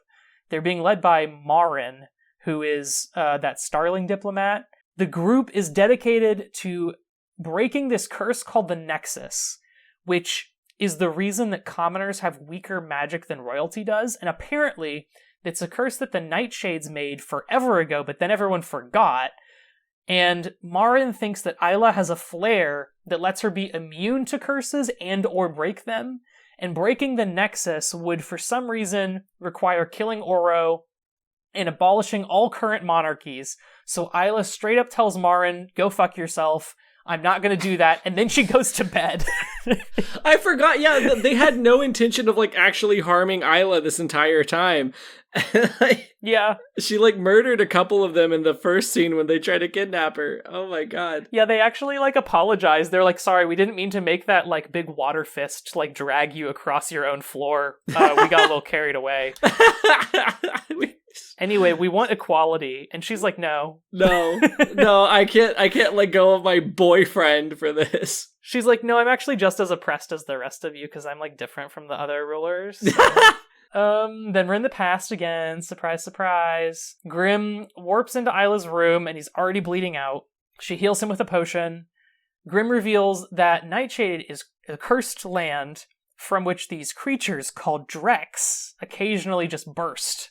Turns out the Drex were at one point the servants of Cronin Malvir, who, if you recall, is the founder of Nightshade, yes, who cursed his own soldiers to be invincible, and it turned them into Drex, and then he later trapped them underground or something, and it turns out that the sword that Isla and Grim have been hunting lets you control the Drex, but Nightshade rulers can't use it anymore because it's cursed, because it would be too powerful in their hands. That's a lot of layers of stuff. Then we're back in the present. Isla tells Oro what she learned about the sword in her dream, and everyone gets scared that Grim already has the sword in the present since Drex have been showing up, and that somehow, like, the curse on the sword has been broken. Right. So then Isla goes back to the evil snake lady on Star Isle and begs her to join the army, and she gets turned down again. And the snake lady is just like, no. Go away. She's just like, I shan't. And then we're in the past again. And Isla learns that the flower that the wildlings use to make their healing potion is the same flower that Nightshades use to make Nightbane, which is a drug that's like the most addictive drug in the world because it makes you really happy, but you crave it so much that you like die really fast. This only exists in this book so that we can have this like sort of insensitive and certainly very trite comparison between like a complicated relationship and chemical drug addiction. Yes. Yes, God. I won't belabor this, but I will say that I find that very distasteful. Horribly. But the book moves on quickly, so I will as well. Then we're in the present, and Isla wakes up to a call for help from Lynx. She and Oro warp to its source, which is some wildling village, only to find that everyone has vanished and that Grim has kidnapped all of them. He just took them away. All of them. Literally all of Wildling. Every single person in this town, and maybe some other ones as well, is just gone. No one is left. He just took them. That's Empress Teresa style. He just like made a land bridge and was like, walk, go. We're in the past again. Isla wakes up in Grim's room. She's waiting for him. He comes back from a fight with Drex and he's all bloodied, but he's very sexy. They like start to get physical, and then they actually have sex for the first time. I think this is where that happens. Mm-hmm. It's a lot more kinky and like visceral than the sex scene with Oro was. Probably. But yet again, it does a really good job of centering consent. It's very comfortable being all about, or mainly about, Isla's pleasure and happiness and the pleasure that Grim gets through making her happy, which I did find nice. Yeah. Conceptually. What I don't love so much is that it is Grim doing that, because he is not good. I mean, he's just a bad person, yeah. So it's really weird. But like the gender politics of it I found quite solid, so I guess we can just leave that there. Mm-hmm. Isla wakes up from this sex dream and she's like very understandably freaked out because, you know, she's waking up next to Oro. She runs to a place where she can be alone. She pulls on the necklace and calls Grim. It works this time for some reason. And Grim reveals at this point that he had Terra and Poppy bring all the wildlings to Nightshade for their protection from the coming war, and that all of the wildlings went willingly. So this is the second, maybe third time that all of the wildlings are forcibly relocated, but voluntarily, though, and without complaint. But yeah, they're just totally down for it. They're like, okay, Grim, I'll go, buddy, don't worry. It's fine with me, I don't give a shit. I'll just go, or right. You just tell me to go somewhere and I'll be there. It's better than eating hearts, I guess. Yeah, you know what? Fair enough. Can't argue with that. Isla then asks Grim to take off her necklace, but he says he's not gonna, or rather that he can't, so he leaves. Then Isla goes back to Remlar, who teaches her how to use a love bond to take away another person's power. So if you remember from Lightlark, when you're in love with somebody, you gain access to their powers if they're from a different country than you. Mm-hmm.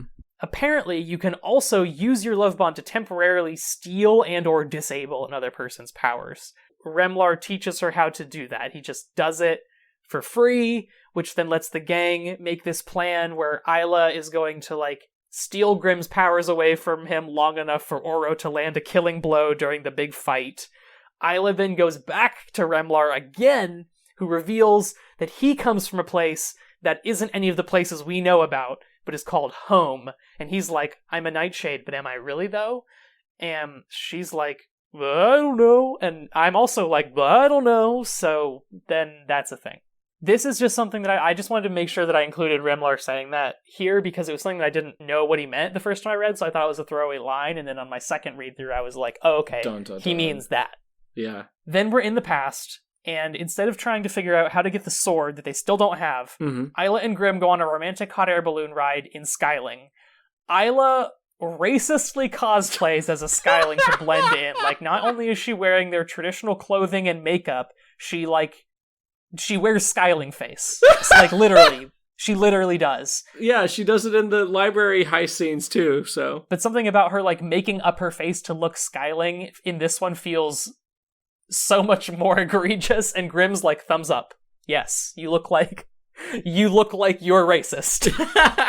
Yeah. Well, of course, Grim's down with it. So they have a romantic hot air balloon ride, and then they go to the cave to get the sword. Okay, this is where I want to jump in and remind everybody that this sword has been passed from thief to thief since who knows how long, and that it's currently in the hands of a lady thief who is the one who placed it in this cave with the dragon. Yes. So this lady thief, whose name we still don't know, is implied to be the greatest thief who has ever lived, is implied to be still living, and also apparently controls the only known dragon in existence, and also stole an undodgeable trap from Castle Nightshade to keep this sword protected. She was able to arrange all that, and we still don't know who she is. We will never know who she is. She does not get named for the rest of the book. So stupid. What they do now is Grim lures out the dragon so that Isla can go into the cave and get the sword. She is able to dodge the undodgeable, the in-text, categorically undodgeable magic traps because of the training that she did with Grim. Grim, you'll remember, the man who previously got hit by said undodgeable traps. So, hey, if he got hit by a bunch of traps, he would know how to not get hit by corollary, right? One would think that he would not have access to that information. However, it appears he does. So Isla's about to grab the sword, but then the dragon, gets undistracted and comes back just in time to stop her. She and Grim run away, and then they have this heart-to-heart where Grim reveals that he's known the whole time that she can't do magic. Then they have a lot of sex, and then in secret, Isla goes back to the dragon cave and finds the dragon gone, having left a baby dragon behind, which she then takes and gives to Grim as a pet. Yep. The pet dragon. And she's like, please, can I keep it, Grim? Like, it's a cartoon animal. Yep. They literally do a cartoon thing where Grim's like, no. And the dragon's head goes down like, meh. And she's like, you made it sad. Yeah, you made the dragon sad. It's unbelievable. Completely unbelievable. We're almost there. Don't worry, guys. Okay. At this point, I don't know why this happens at this point, but this is the point where it happens.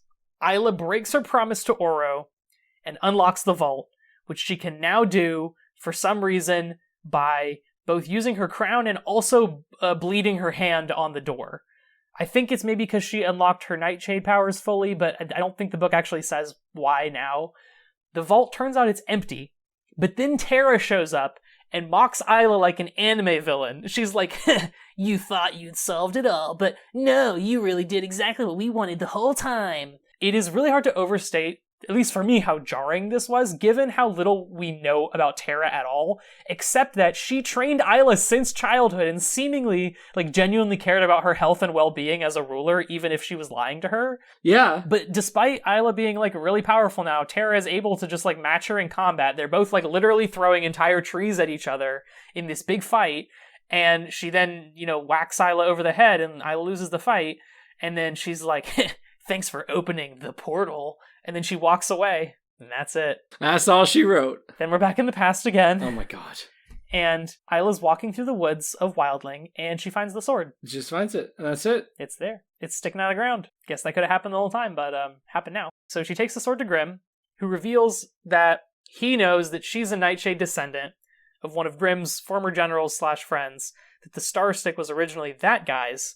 And Grim also reveals that the Drek-controlling sword could also be used to destroy Lightlark, which is a miniature copy of another world from which Cronan and the other origin ancestor guys originally came. Yes. And that if you destroyed Lightlark with the sword in that way, it would let you go back to that original world. We don't know why they left, but they did. Grim doesn't want to use the sword to do that thing, though. He just wants to protect his people from the Dreks, and if he could control them, then they wouldn't attack anymore. He also reveals that Isla, using her anti-curse flare magic power, could have broken the curse on the sword that stops him from using it, but it would have probably killed her, and he didn't tell her that until just now, so she breaks up with him and leaves.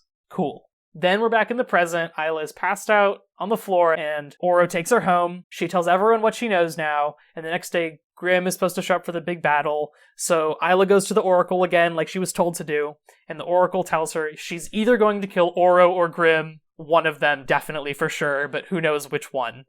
It is unknowable. It's her choice. Yeah, it's her choice, sure, whatever. Yeah, right. Then the battle starts, and Grim just immediately warps a million dudes right into the field, and everyone fights. Cleo shows up, and she's wearing a new outfit, a villain outfit. Yes. Oh my god. It's very over-described, this outfit. It's very ostentatious, and it covers her from head to toe or something except her hands so she can waterbend. And it turns out that Cleo wants to open the portal that would destroy Lightlark and take you back to this other dimension. so that she can resurrect her dead son, because apparently resurrection is possible in the portal world. Isla defeats her, but then Grim shows up. And then we go back to the past, where even though they've broken up, Grim warps into Isla's room, and he says that more direct cracks are opening across Nightbane, he's gonna go fight them, and he might die. And then somehow, all of a sudden, Isla is, like, on her hands and knees begging him to stay, and, like, please don't die. And the vibes of this are, like, really weird and abusive. Yeah. The way that, like, he flips the script on her like that. And then he steals her star stick and disappears. Then, we're back in the present. Oro and Grim are fighting, and they're fairly evenly matched. They're flying around, like, smashing big energy blasts into each other like anime characters, which feels, like, very atonal to, like, the aesthetic of this book. Isla then preps her, like, Grim magic stealing attack. Then we're in another flashback, in which Isla uses her love bond with Grim to borrow his warping powers and warp to him. He has, like, a flair for portaling. Yeah, like, what? And then she finds him losing the fight to the Drex. She finds the sword fallen on the ground. She attempts to use her, like, curse-breaking power to break the curse on the sword, and it works. But it also, like, detonates and kills everybody except for her and Grim, including a lot of innocent people. Then we're back in the present again. Isla takes Grim's powers. Oro prepares to kill him, but then Grim says, you can't, because if he does, then it will kill Isla. Then, in the past, we see Isla die from the big explosion, but then immediately come back. Then in the present, Oro realizes that Grim has bound Isla's life to his somehow. Yes. Which means that she's only alive as long as Grim is. So that's why he wanted to go to the other world in the first place, which is to restore Isla to full life. Keep in mind, we only learned about Portal Dimension like a few chapters ago, and we only learned that in Portal Dimension, there's no death. This scene's broken up by all the flashbacks, but it is essentially this contiguous scene in which Cleo told us that information. Grim also reveals that he and Isla are actually married. They've been married this whole time, and Isla then remembers them getting married, which is Grim giving her this necklace instead of a ring, because on Nightshade they give each other necklaces instead of rings, I guess, because it's like Bizarro World or something. Sure. Isla then agrees to go with Grim in the present, somewhere, if it will mean temporarily stopping the fighting. She tells both Oro and Grim that she loves them. Oro's flare confirms that she's telling the truth, and then the book ends. What a miserable experience. The second half of it just... Wow. All of these flashbacks, all of these random things sprinkled at the last freaking second, and how is this so much more fatiguing than the original one? It's insane to me. I think it's because this one like started out kind of interesting. Yeah, I had hope. Yeah. Do you agree with this system of rule, Isla? No. Her answer was immediate. She didn't think it was fair that rulers were born with the bulk of power. That's why I'm implementing democracy on Star Isle. Mara nodded. We heard, and we appreciate it, she said. But the current system of rule goes beyond just votes and voices. We have all historically been tied to rulers' lives because of the power they alone channel. Do you know why, Isla? Isla shook her head. Because thousands of years ago, the king's ancestors had a nightshade create a series of curses called Nexus, designed to keep the people weak. Everyone, except for his line, was cursed only to be born with a single ability, and people were cursed to be tied to their rulers so the power could never be overthrown. Nexus was meant to keep us all weak, subservient. Alright, Andrew, thanks for sitting with me through the back half of that book. I know it was kind of a lot of information, so let's take a step back, maybe talk about some of the things that we enjoyed. You got anything to kick us off? Yeah, this retreads on something that I said during the summary, but I really can't say enough how much I enjoyed the second chapter right up to the first Grim flashback. This was peak Nightbane in my head. The idea of Isla navigating public life as this political figure, despite having zero clue of anything going on in that world, was so interesting to me. Even with all of the other stuff, I could take 1,000 knife metaphors if it led us to this situation where Isla was trying to create this new future for her people. That was so compelling to me. And even though I've already said it, I can't overstate how interesting it was. it feels like such a natural extension from what the first book tried to do at times as well, where like there were all these scenes where characters were just sitting around tables kind of being mean to each other. Yeah. It seemed like the book wanted to have political intrigue, where Isla was a clear underdog who wasn't familiar with that world. So like seeing the book actually like activate that potentiality in the first couple chapters was like exciting, but it was sad to see it, and then it was sad to see it go. You really feel it when the flashbacks start, the loss there, but that doesn't necessarily undermine the effectiveness of the beginning. And speaking of things that were established in Lightlark, the magic system, as it were, makes a little bit more sense. I kind of have defaulted to the Avatar: The Last Airbender approach to things. Your powers are related to your culture. There isn't a lot of exploration into how those cultures intersect, and there's not really supposed to be either. It's related to where these people come from and what their values are, and I was willing to accept things for as they are, and I feel like the benefit that Alex has in something like this, where it's a sequel, is she can play with these concepts a lot more now that she doesn't have to spend time establishing them necessarily. Oh yeah, Andrew, you mentioned it in your summary, but there is a scene where the book explicitly mentions that she portals incorrectly with the star stick, a thing that the first book insists always happens but never actually happens in the text. If Antler Bear was your moment where you thought Alex Astor was speaking to you through the text, yes, I was looking at that like, okay, Alex, fine. You have this one. You got me there. 1 point. 1 writing point for Alex Astor, which puts her, I believe, just 1 point behind Lauren M. Davis. Let's see if she can get another one. Probably, if we're keeping score. The depth that we were able to net from our side characters really can't go unnoticed. Cleo and Azul especially shot up from cardboard cutouts to, again, not great, but people with genuine depth who I could understand as human. These were notably correlated to the moments where the narrative calmed down. And that's kind of the through line of all of these, is when this book is quiet and knows what it's talking about, it's really compelling. And more than before, I'm convinced, Alex, that you have it in you to write a really good and fascinating narrative based on what you were able to do with Azul and Cleo. And even Oro. Oro, I've pretty much said the last word on in terms of my opinions. I no longer think of him as a decrepit old man. He showed a lot of sensitivity. He showed a lot of depth. He showed a lot of worth as a romantic interest in ways that made my heart flutter reading it. So, and that's cheesy, but like, even in quote unquote good romances, there are moments of toxicity.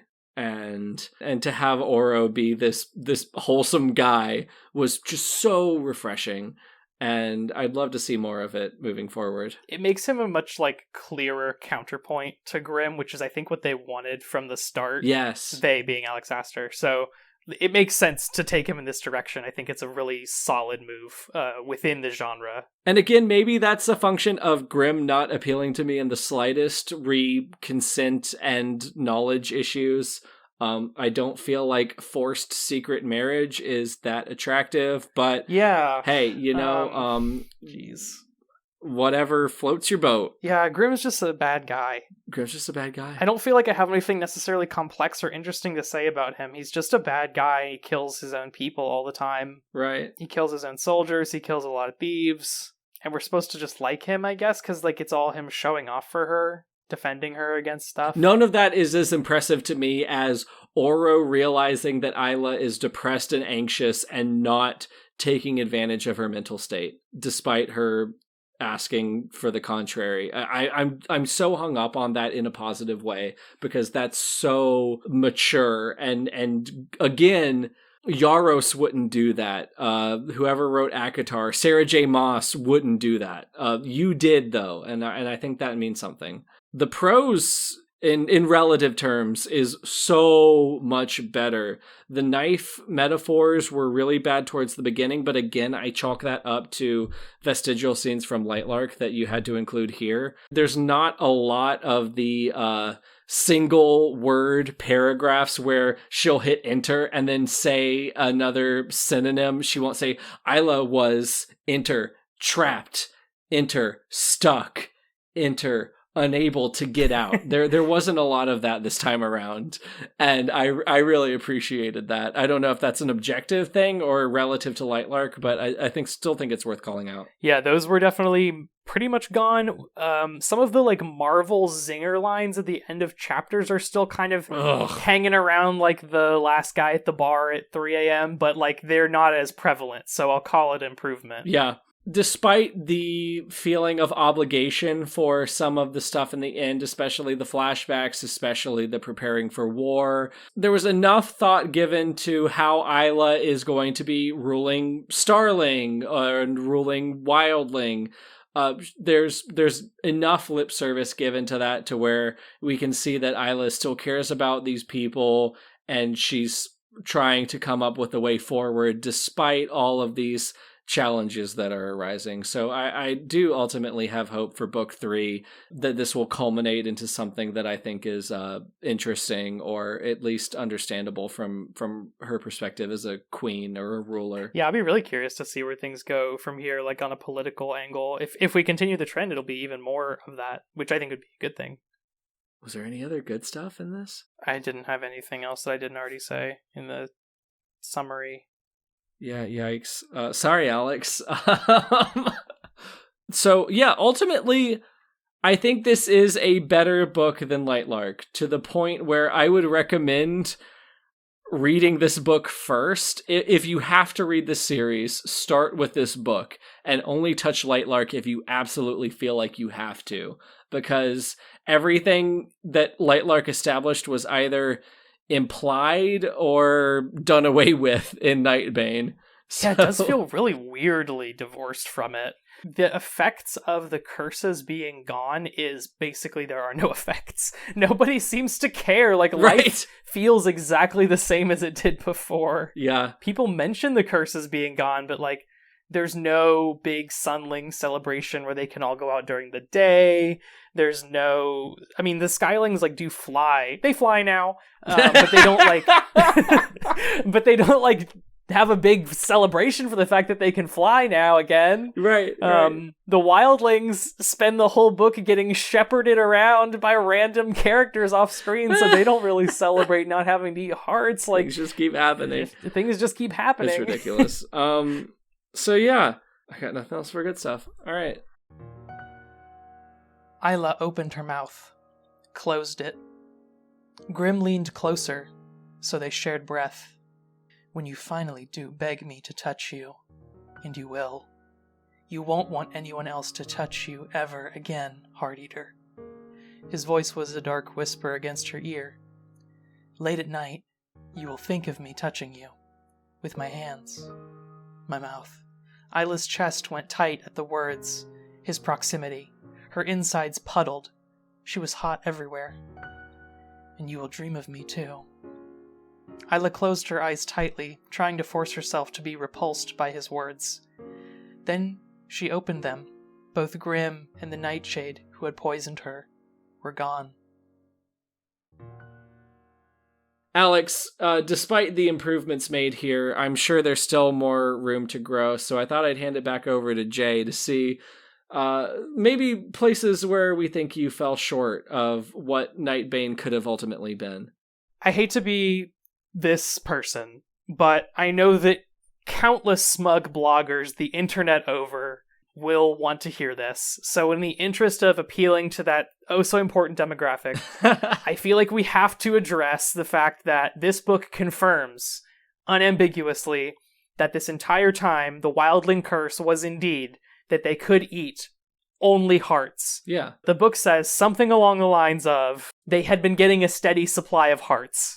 This raises so many questions about not just the population of Wildling, of course, and how many hearts they need in order to survive, but also what the populations of the other places are that they are able to provide steady streams of hearts. Mm. And then generally just like how big this world is. Right. This one question about hearts like spirals into a question of like geography and also a question of like trade and politicking, because like surely there must be a black market for these things or some other kind of like legal but extremely evil means by which hearts are being transferred. Maybe Tara and Poppy oversee that since they're evil, I guess. Didn't they mention that like there's a lot of jewels on the wildling Newlands and that's how like pirates get lured in? I don't remember.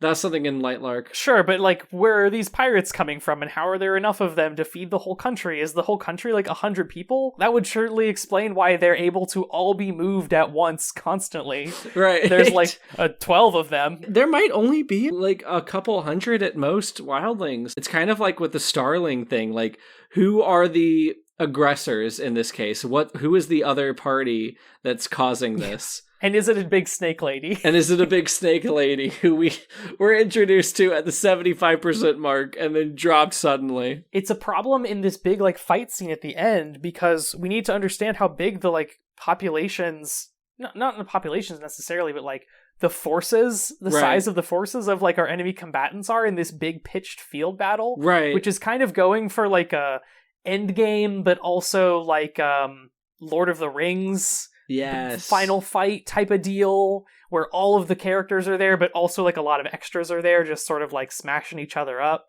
And at one point, Grimm says that the Drex have killed thousands of people over time, just from like bursting out of the ground and killing whoever they find there. So like, why isn't this better known? Why don't we have like at least myths lingering of scalies that come out of the ground and kill people? Very bizarre. This is also maybe kind of nitpicky, but it's like, it feels like what's occurring in the novel is in contradiction with like everything we've been told about this particular part of the novel, which is that like there's this chain of like the best thief in the world. Like there's this successive, like there's always a better best thief in the world. Yes. But like somehow the person who's just below them on like the thief metagame ranking knows where the next one lives. So you just have to kind of like tournament arc your way to them by killing them all one after the other. They're sort of like the League of Evil X's, but they're thieves. Yes, but they're thieves. And there's such minor characters too. None of them have any like personality except for Snake Man, I guess, because he has a snake. That's not even a personality. One of them's a lady, we're told. But yeah, I just thought that was kind of funny. Hey, know your enemy. Cleo would understand that. I also think it's funny that like it seems like most of the people who live in Nightbane are miscreants of some description. They're either... Yes. It's so funny because it seems like everybody who lives in Nightshade is either a thief, the employee of a thief, a ruffian, a sexy dancer, a nude party goer, or they work in Grimm's castle as a guard. Yeah. That's all you can be. That's all the occupations. Yeah, the I don't know, the racial implications of this book are something that cannot even be begun to be touched on. Yeah. But it's kind of related to the one color, one like clothing style per culture rule. Mm-hmm. Nightbane is othered in a way that like feels very reductive, even for something as intelligent as Nightbane. You would think it's not even on the map, like at all. It's not even on the map? There's an arrow pointing to it. It says Nightshade that way, and that's it. It is the only place not on the map. That's insane. It's not on the map in the back either. Yeah, so literally othered in every single sense of the word in a way that I feel like even Lightlark should be above. Oh yeah, easily. Other cultures are good sometimes, actually. Seems like a very good lesson that Alex Astor should be able to understand and internalize in her story. And the fact that doesn't happen, very, very weird. Very, very strange. Since we're talking about the race stuff now, I will say really quickly that I found it very uncomfortable when Isla shows up to Starling, which is literally a nation of like childlike people. Yeah, a pedagogy. Yeah, and she like white saviors them, essentially. She's like, hi, you're a young child race, and I am going to fix you with my enlightened being olderness, even though I'm 19, and I'm your queen. I've noticed that you all are very mature for your age. It's just like, dude, like, the historical allegories of this are literally right there. Yeah. You can't have, like, a monarch from another nation come in and, like, save a childlike race of people. Like, you can't do that. That just, like, is a breeding ground for irredentist narratives. I can't wait for the Starling Uprising in book 3. Yeah. Here's another pedantic thing. After Grimm gets shot with, like, the perfect arrow trap that always perfectly shoots you with an arrow. Yes. He says that thing about, like, emotion feeds power and pain is the strongest emotion. And at that point I was like, I'm sorry. Getting stabbed with an arrow is not an emotion. I can believe that pain in the sense of, like, emotional hurt makes your emotion magic stronger, but, like, the pain of getting stabbed with a magic arrow trap is not an emotion. That's getting stabbed. You don't think that would also come with emotional pain? I mean, probably, but, like, I wouldn't be like, oh, arrow, thou hast betrayed me. I'd be like, I was stabbed. And that hurts. Those are different things. Yeah, I guess those are technically different things, but I don't know. I was willing to give that one a pass. That might be too pedantic for me.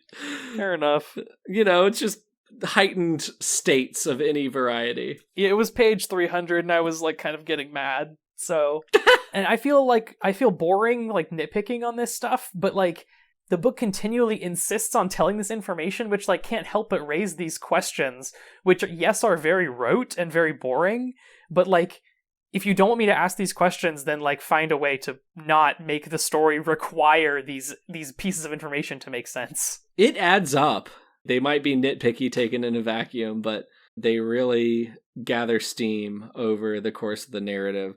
Speaking of nitpicks, I talked about this in the summary briefly, but all of this conflict is predicated on Isla's freaking dream. Not even a dream, really, like a fevered vision that she got after she smacked her head into some concrete being blown back from the place of mirrors. I mean, Cleo is like, oh, I'm going to support the winning side, but, like, no one is like, hey, are we positive that Nightshade is doing all of this stuff? Are we 100% sure that this is Grimshaw Malvere trying to attack us? It's taken as gospel, and that's really bizarre to me. It was hard for me to get on board with the gearing up scenes because there's this corner of my mind, and maybe this is intentional, Alex, maybe you tried to do this on purpose. There's this corner of doubt in my mind that this has anything to do with Nightshade whatsoever. Yeah, I think it doesn't want us to ask that question. I don't know. Because why make it ambiguous if so? But then also, like, yeah, the book seems very at odds with itself there. I guess in a world of oracles frozen in ice that can tell you the future, then you can trust a dream more than you can in this world. But I don't know, maybe some emblem of doubt could have been at least raised so we could hang that lampshade. Andrew, I don't know if you can see this, but, like, everywhere there's, like, a pink mark on my book, that's where there was something I had picked out to potentially talk about during this section.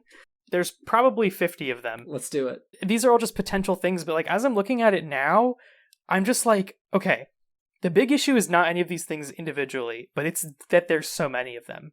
There is just too much happening in this book, and it really, really needs to be pared down, starting from the level of world building. We need less MacGuffins that we hunt. Yes, God. We need less MacGuffins that we use MacGuffins to hunt. We need less MacGuffins that can instantly hit you when you're hunting for other MacGuffins using the MacGuffins that you got along the way. We need less random animals and creatures and characters that show up for just 5 minutes and then tell Isla to fuck herself, and then she does, and then that's it. Like, We need to sit down at the bar with Azul and talk this out, because he's the only person that'll talk like a normal guy. If the entire book was that bar scene, I would love it. Well, the bar scene and the patio scene with Cleo, I think that would be so sick. Yeah, we need to sit down, we need to pause until we figure out what the hell is going on in this entire planet, let alone dimension, and then we can talk about which of these boys are the cuter. It's crazy. Andrew, I'm sure that you were going to lead the conversation this way at one point or another, so we don't have to go all in on this right now. But I do want to say, related to that, we need to sit the planet down and figure out what's going on. For me, I think the first time that I really had that moment in this book was when Isla was dragged out of bed by the big water fist. Because I was like, if this is a thing that it is known that people can do, there would be magical defenses against that, especially in the palace on Lightlark. Yeah, it's kind of ex post facto that like Oro moves her into a more protected area. Why was that not the default? If there are protections that can just protect against like being kidnapped by big magic water fists, why is the whole castle not equipped with those? Right. Like what is the power scaling here? I don't want like hard magic system rules in that sense, but like what are the rules of enchantments and magic in this world where Oro can cast a spell on Isla that gives her one free hit from any type of physical damage that'll just last forever until that occurs.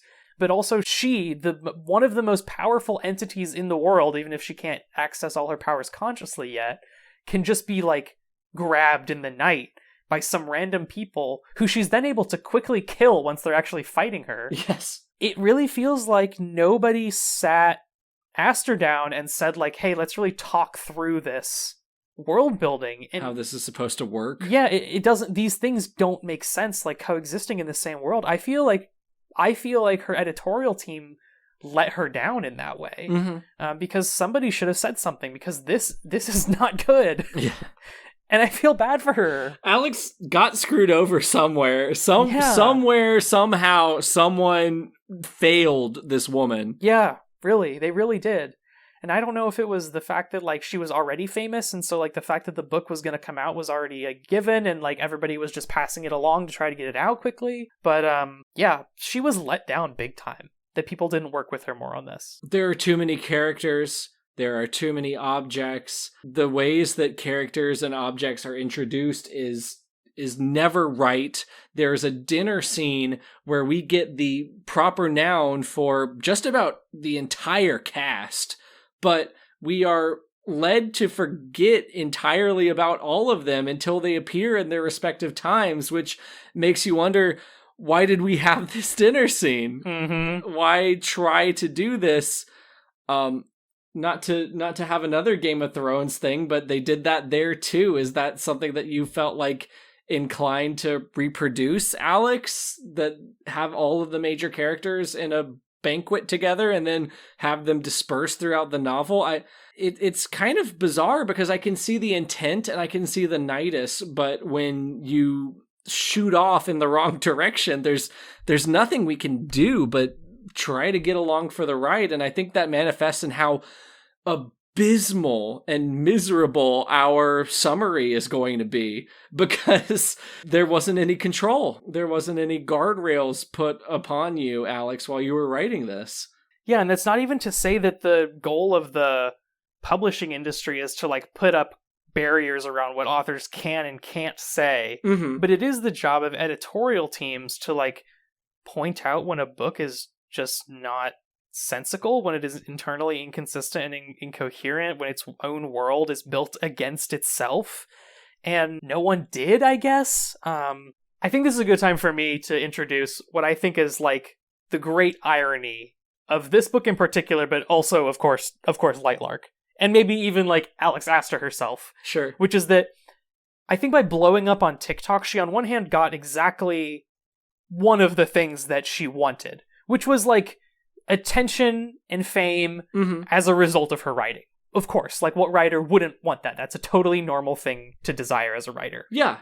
Says nothing about her as a person. No, not at all. But because of the way in which the writing blew up, on the other hand, which is, like I said, through TikTok, the writing was famous before it was even written, which then lets her get away with being lazy, being tropey, being cliche, and prevents anyone from stopping her, because the success of the book is already guaranteed financially. No editor and nobody can really disallow her from doing anything that doesn't make any sense.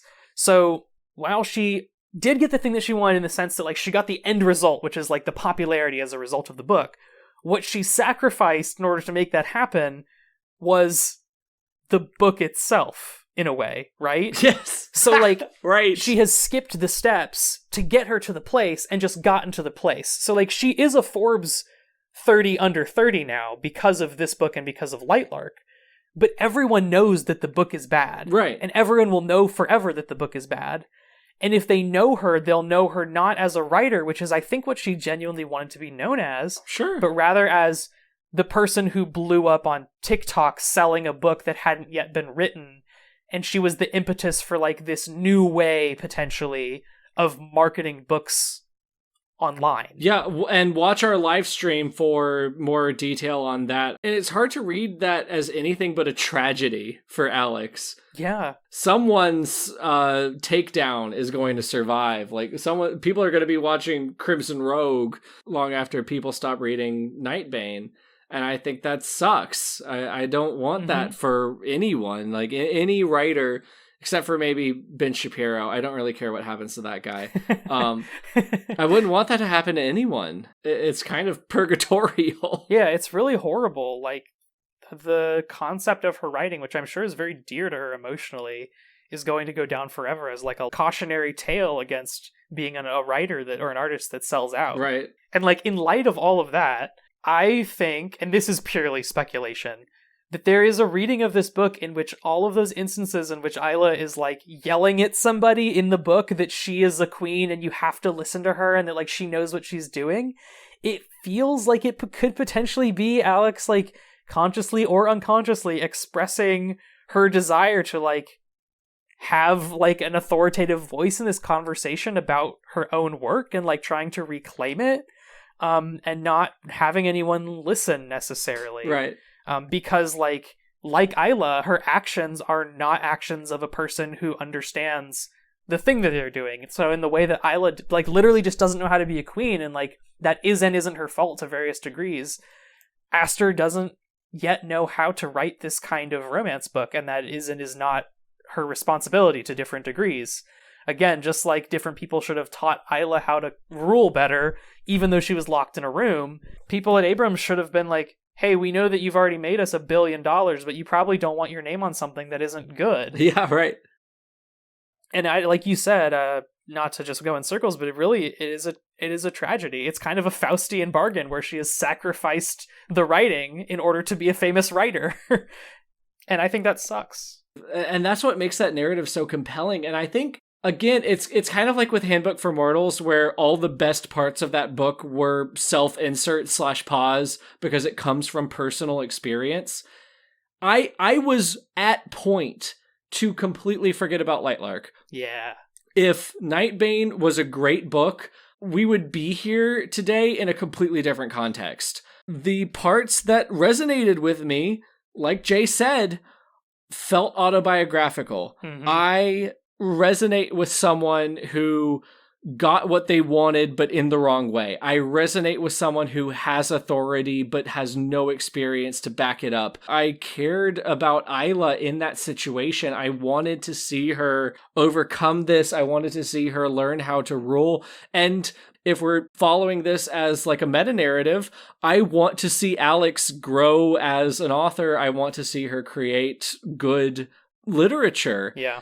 And then we have this conversation at the bar with a surrogate father figure, and then it's a paint by numbers ACOTAR, and then it's romance fantasy for dummies volume 1. And I think Decimated is a really, really good word for it. I've mentioned previously, like, starting to like books and then being kind of whiplashed out of it. That happened to me with Rintung and Dorner, but this is the most extreme version of this happening. Yeah. It's baffling. It's baffling that Alex felt the need to include some of these things. It's baffling that no one stopped her. It's baffling that we have to be here right now talking about these things. To me, it's gross. It just feels gross. It does feel gross, and I feel like potentially opens up like a whole conversation I know we're not going to have right now about like the publishing industry and the fact that it is an industry, especially the commercial side of it. That ultimately what this reveals is, of course, that like as everybody already knew from the start, it's about money. So of course a book that's going to sell, no matter how it's going to sell, is going to sell, and the publishers are going to publish it. I think this like really lays that bare. On the other side, though, maybe there is potential for good to come out of this. Maybe other writers can viral market their as of yet unwritten book and have it be a really good book. Yeah. I don't see why that would be impossible, but I feel like we're more likely to see more of this than the other thing. Call me an over-optimistic business major, but I tend to think about the former scenario. You could make TikToks today advertising, I don't know, insert classic here, insert whatever Shakespeare play you like. We were just talking about Dracula. I could make a bunch of TikToks about that. Pride and Prejudice. Oh my God, those write themselves. Like, it comes down to what people are told about, what people are aware of. And right now, the only things percolating to the top are things like Nightbane, but nothing's stopping us from writing something good and marketing it the same way that Alex Astor wrote Lightlark. Like, nothing is preventing us from doing that. You could make trope lists for Moby Dick. I've wanted to do this video forever, talking about how like you could put this in that exact same framework. Only one bed left at the end trope.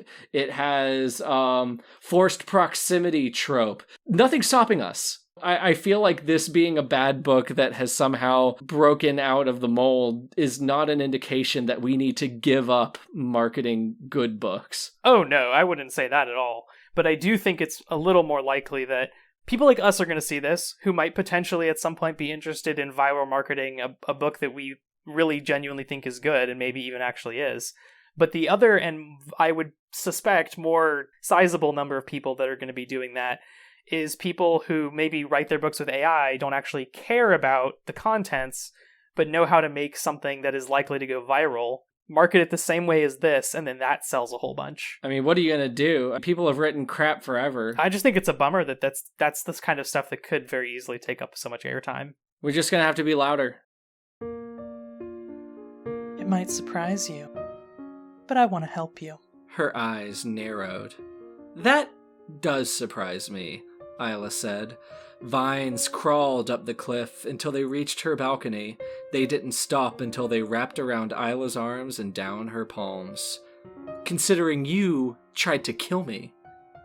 Cleo looked from the vines dripping down her fingers to her face and smirked. Wildling, she said. If I had wanted to kill you, you would be dead. A massive wave crashed against the balcony, and Isla felt the force of it in her knees. Freezing water soaked her legs, and she tried her best to shiver. I heard you were locked in a glass box of a room. Is that true? Cleo asked. Where was she going with that? How did she even know that? Isla nodded warily and watched as Cleo turned back toward the moon. She stared at it as she said, You are a young fool, but you remind me so much of him. Cleo's voice cracked with emotion, splitting from its normal coolness. My son. Okay, Andrew, things were getting a little dour there, so let's see if we can bring it back up with some changes, some suggestions, some critiques even, that we might have for Nightbane, if we got to get our hands into the putty a little bit and move some things around. Let's start out with a small one, and Jay might not even know what I'm talking about here, but it jumped out to me. There was a vague indication towards the beginning where they were in the place of mirrors in the Wildling Isle to practice Isla's powers or whatever, I remember them talking about like moving furniture in and like having all of their little buddies, like the bodyguards and Oro and Isla and all that. The indication it gave me was like a clubhouse in a cartoon, and it would have been really nice to see like a decorating / exploration montage and having this as kind of like a neutral space moving forward. Yeah, that would have been cute. And I feel like it would have balanced out some of those like dress describing scenes well, because this book will often describe like Isla's dresses just like Lightlark did in like a lot of detail. And I think that a little home decor scene would pair well with that. It would just be nice. It would, add a little bit of life to things. Yeah, that could also be good characterization moment for her and for the other people helping her out too. Just seeing people do like normal stuff. Pretty effective, I feel like, slice of life way of giving us some character deets. I don't know if that would really make too much of a difference overall.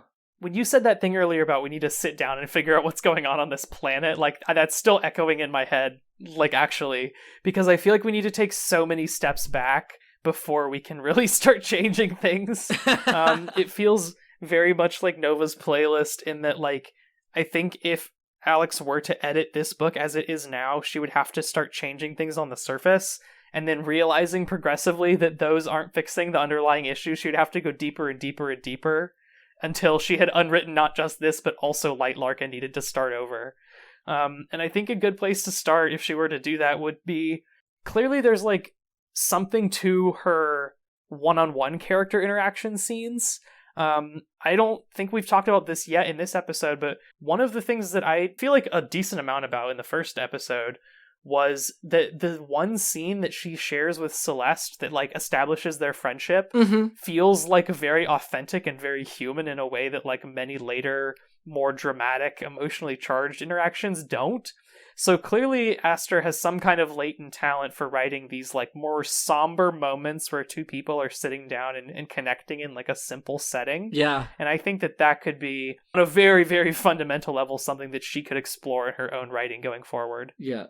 More. You have zero misses when the scene is positively two characters in a room talking about their feelings. Yeah. And I don't mean that in like even a relative way. I mean that like objectively, you have a knack for this. You have a knack for interpersonal connection on a variety of fronts.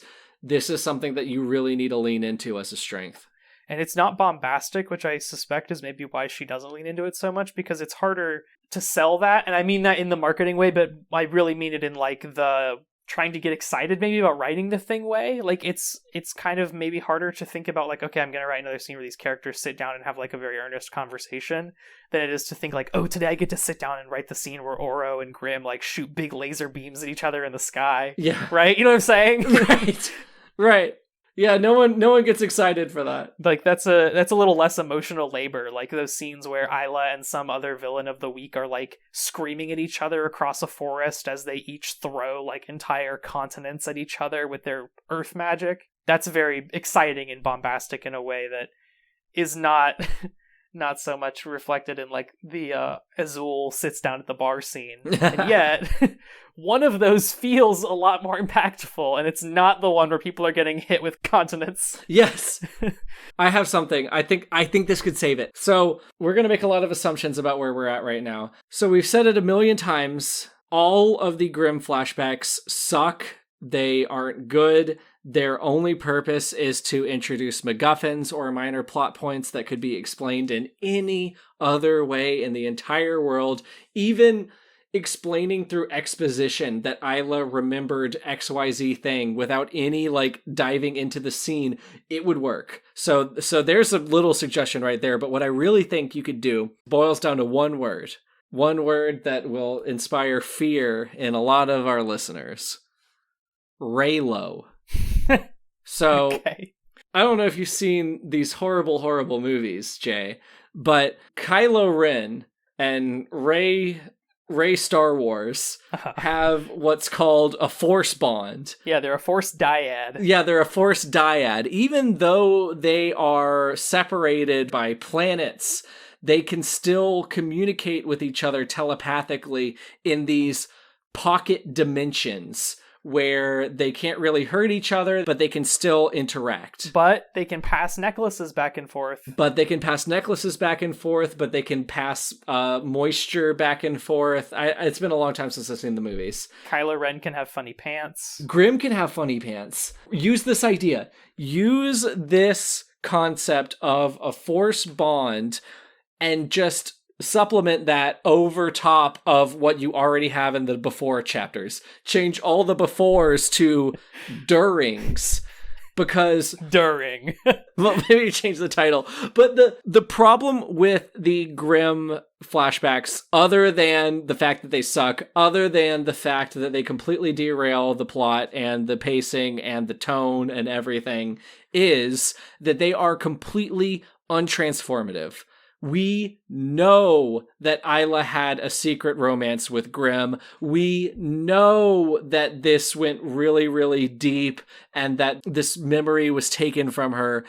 Nothing that we learn about Grimm and Isla as a couple, other than the stupid MacGuffins, come close to recontextualizing what everyone should have already known coming out of Lightlark. So my point to that is, if we want to have these paint by numbers romance arcs, let's have this new psychic connection between Isla and Grimm, where you might have to change some stuff for sake of dramatic irony. Maybe it could be like Isla's like, oh, why are you doing this, Grimm? And then like the connection fades out or whatever. Have some kind of contrivance around it. I'm not saying this would be a perfect solution, but have these scenes take place in the same timeline. I think that could net you so much in terms of whether or not I care about a sizable portion of this book. Yeah, there's something about flashbacks. I mean, for one thing, the fact that we know sort of how they're going to end already, like, they just don't carry the same weight as stuff that's happening currently in the novel, and trying to split our attention between two parallel timelines where not only are we jumping back and forth between them, but like we're skipping over stuff during each of them is just... It's asking a lot of the reader to keep track of. Yes. And every time you have to stop and think like, wait, what was she doing right before she had that flashback? You have to, you gotta turn back. Right, and it's like, right. Yeah. It's a derailing. You're kind of already there with the Edward ghosts. Have that be a little bit more, not even corporeal, but interactive. I think could work for you. Does Edward die? I didn't know there were ghosts in Twilight. No, so Edward breaks up with Bella for some reason, but like Bella falls into a depressive episode and like hallucinates that Edward is like watching her and like tells her to do certain things. It's very strange, but that's what I mean, is that like he just appears incorporeally in ways that may or may not be real. Is that what the depression chair meme joke thing is about? Yes! Okay. Yes, it's Okay. the depression chair. That's exactly what I'm talking about. Gotcha. Fuck. I don't have anything else, Alex. Ugh. This book took so much out of me. I feel like Alex is going to regret that this book is out there, and that makes me feel really bad for her as a writer. Yeah. I don't think she'll regret it, like, in some catastrophic way. No. It made her financially very successful, which will allow her to go on to fund future writing endeavors as well as others, I'm sure. But, like, she'll grow past this someday if she keeps writing, and she might grow very, very significantly past it. And it would be, I don't know, maybe she can find a way to like treat it as like an archaeological tracking of her growth over time, like literally represented in the archive of published books. But I think if it were me, I would be like bummed out, you know, in 10, 20 years that this exists and has my name on it. I mean, I guess there's always pen names, but... Sure. That's kind of my biggest fear as a writer, more than not getting published. It's publishing something that I'm going to be ashamed of. Yeah. This whole plot arc is just so harrowing, seeing Alex in this position. Yeah, it's very harrowing. So... I don't know, having said that, I almost feel bad, like, saying anything bad about it. I almost kind of want to just, like, be like, you know, it's fine. Let's not talk about it, whatever. It's like kicking a puppy. It is. I'm mostly kidding about you were hearing me about the animals thing, but like sometimes I wonder what you consume. You've definitely looked at some of our stories sometime, which is probably where you've learned to never interact with us whatsoever. But I hope that moving forward, you realize that you have genuine strengths as a writer, and what hurts more than seeing a bad book is seeing a bad book with things that I legitimately enjoyed in it. Yes, they're trapped in a bad story. Like fish in a block of ice. Like living fish in a block of ice. I had some fans ask me a couple of weeks ago, I guess it was now, like if we thought there was any chance that Alex Zaster might come on the show. And my response was like, it will never happen. Her publishers or agents or whoever will... Ain't no god dang way. They will kill her before they let her come on here, because coming on here would be tantamount to admitting that the book is not good. Right? And that is not something that would be good for them money-wise, so it's never going to happen. I don't know that she would want to talk to us anyway, which I would totally understand. Another thing that I think about is not just like her looking back on this and being upset that it's out there, but like looking back on and thinking about all the people that could have intervened and didn't. Yeah. It's a conspiracy. It's crazy the amount of points of failure throughout this whole process. It's sad. It's sad. Sorry, Lanny. I think this is a sadder story than even you have, because there's some pathos deep within it, and I feel like I saw a little bit of Alex's true face through the cracks of this book, and that feels like death. That feels like an encounter with something that is very, very deep and very, very scary. There's some really raw moments. One that I don't know if we talked about at all yet was early when she doesn't quite yet know how she feels about Oro. She's like, is this love? Is this love? And that to me also felt like potentially a place where like the real Alex was speaking through Isla and was like trying to work out what exactly like a relationship means to her, which makes a lot of sense considering her age. I mean, she's like around the same age as us, which is the age a lot of people make some real decisions about their partners and stuff. So like that felt very immediate, very earnest. Then the fact that the book goes on to like just not really do that, I think it shows where like the tension is occurring on like the level of the concept as it exists in Alex's head. Like, does she want to do a smutty fantasy romancy thing, or does she actually want to like write a story where people are talking about like the role in society that they're born into and what responsibilities that may or may not come with, and is that fair? Because those are really, really different things. And it could have been so interesting if someone had stopped and said, can we figure out the world? Can we please use anything other than basic Spanish for our nomenclature? Grimm's not Spanish, is it? Grimm's not Spanish. You're true, but apparently Grimshaw is a real name. Apropos of nothing, I learned that the hard way at an art gallery, and the world exploded. I saw the word Grimshaw, and my blood turned to ice. And there he was. Scalies erupted from the cracks.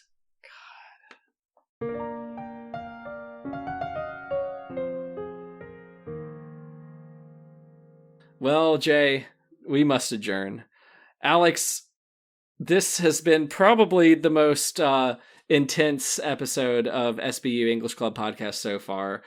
Don't give up on your dream. I know you have talent within you, and that you are able to create an emotional moment between two characters, and you're able to bring all of these emotions into the fore. You presented a romance in a very healthy and realistic way, and the fact that it all got thrown away for a YA twist, that's not necessarily your fault. So keep writing, please, God, keep writing. Come up with something. I'd be okay with, hey, maybe Lightlark number 3 could be good, right? Like, I'm still holding out hope. I was ready for Lightlark 2 to be good. I can hold out hope for just a moment longer. At this point, we're definitely going to read it. I mean, there's no way around it. We have to know. Yeah, we have the sunk cost. What can I say that Andrew hasn't already said? I hope you keep writing. I hope you keep at it. I think that you're at like the intersection of like a really fascinating and difficult and strange moment in like the publishing world. I mean, as far as I know, the first person in the world who has ever sold a book in this particular way too, actually. Yeah. who can blame you for not quite knowing how to handle that to an extent? Under these circumstances, yeah. My hope is that in between this book coming out and the next one, you just keep writing. You keep giving it your best and you keep improving. I mean, there's definitely improvement between Lightlark and Nightbane, so who's to say that trend can't continue? And we'll be here for it every step of the way, giving you advice that you turn into mean-spirited segments where you show me all these cool antler bears and moss wolves and tree spiders that could have been so awesome. If she wrote a spider into war, how cool would that be? That would be cool. You know what else would be cool? What? I would love to see one real, genuine female friendship for Isla. Yeah, that would be nice too. I would like to see a woman not be A, a secret twist villain, Mm-hmm.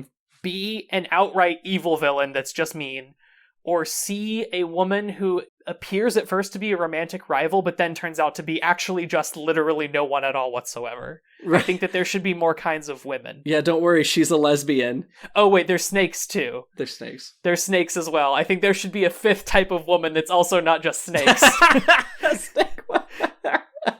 Well, if the snake woman was friendly, then maybe the story could be different. Oh, that's true. Okay, the snake woman can have a character arc, and it seems like she might in the third one, since she's like from another place or rejected the realms like Remlar did. So like maybe she's from the portal dimension, and she'll come back and be like, thanks for bringing me back to the portal.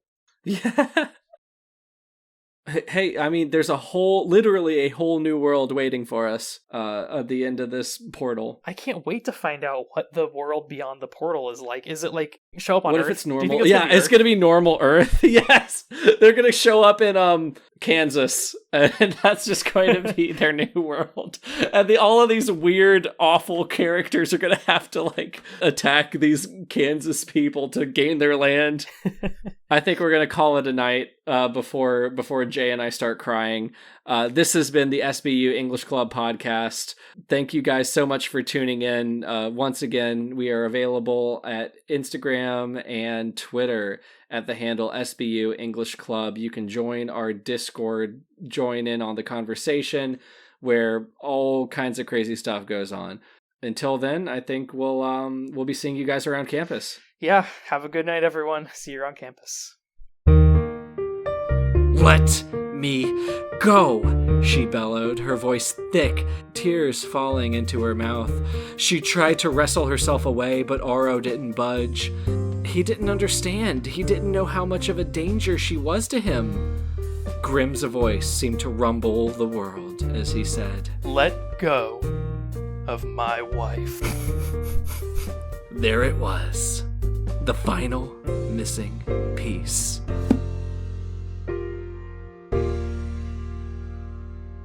Bam, bam, bam.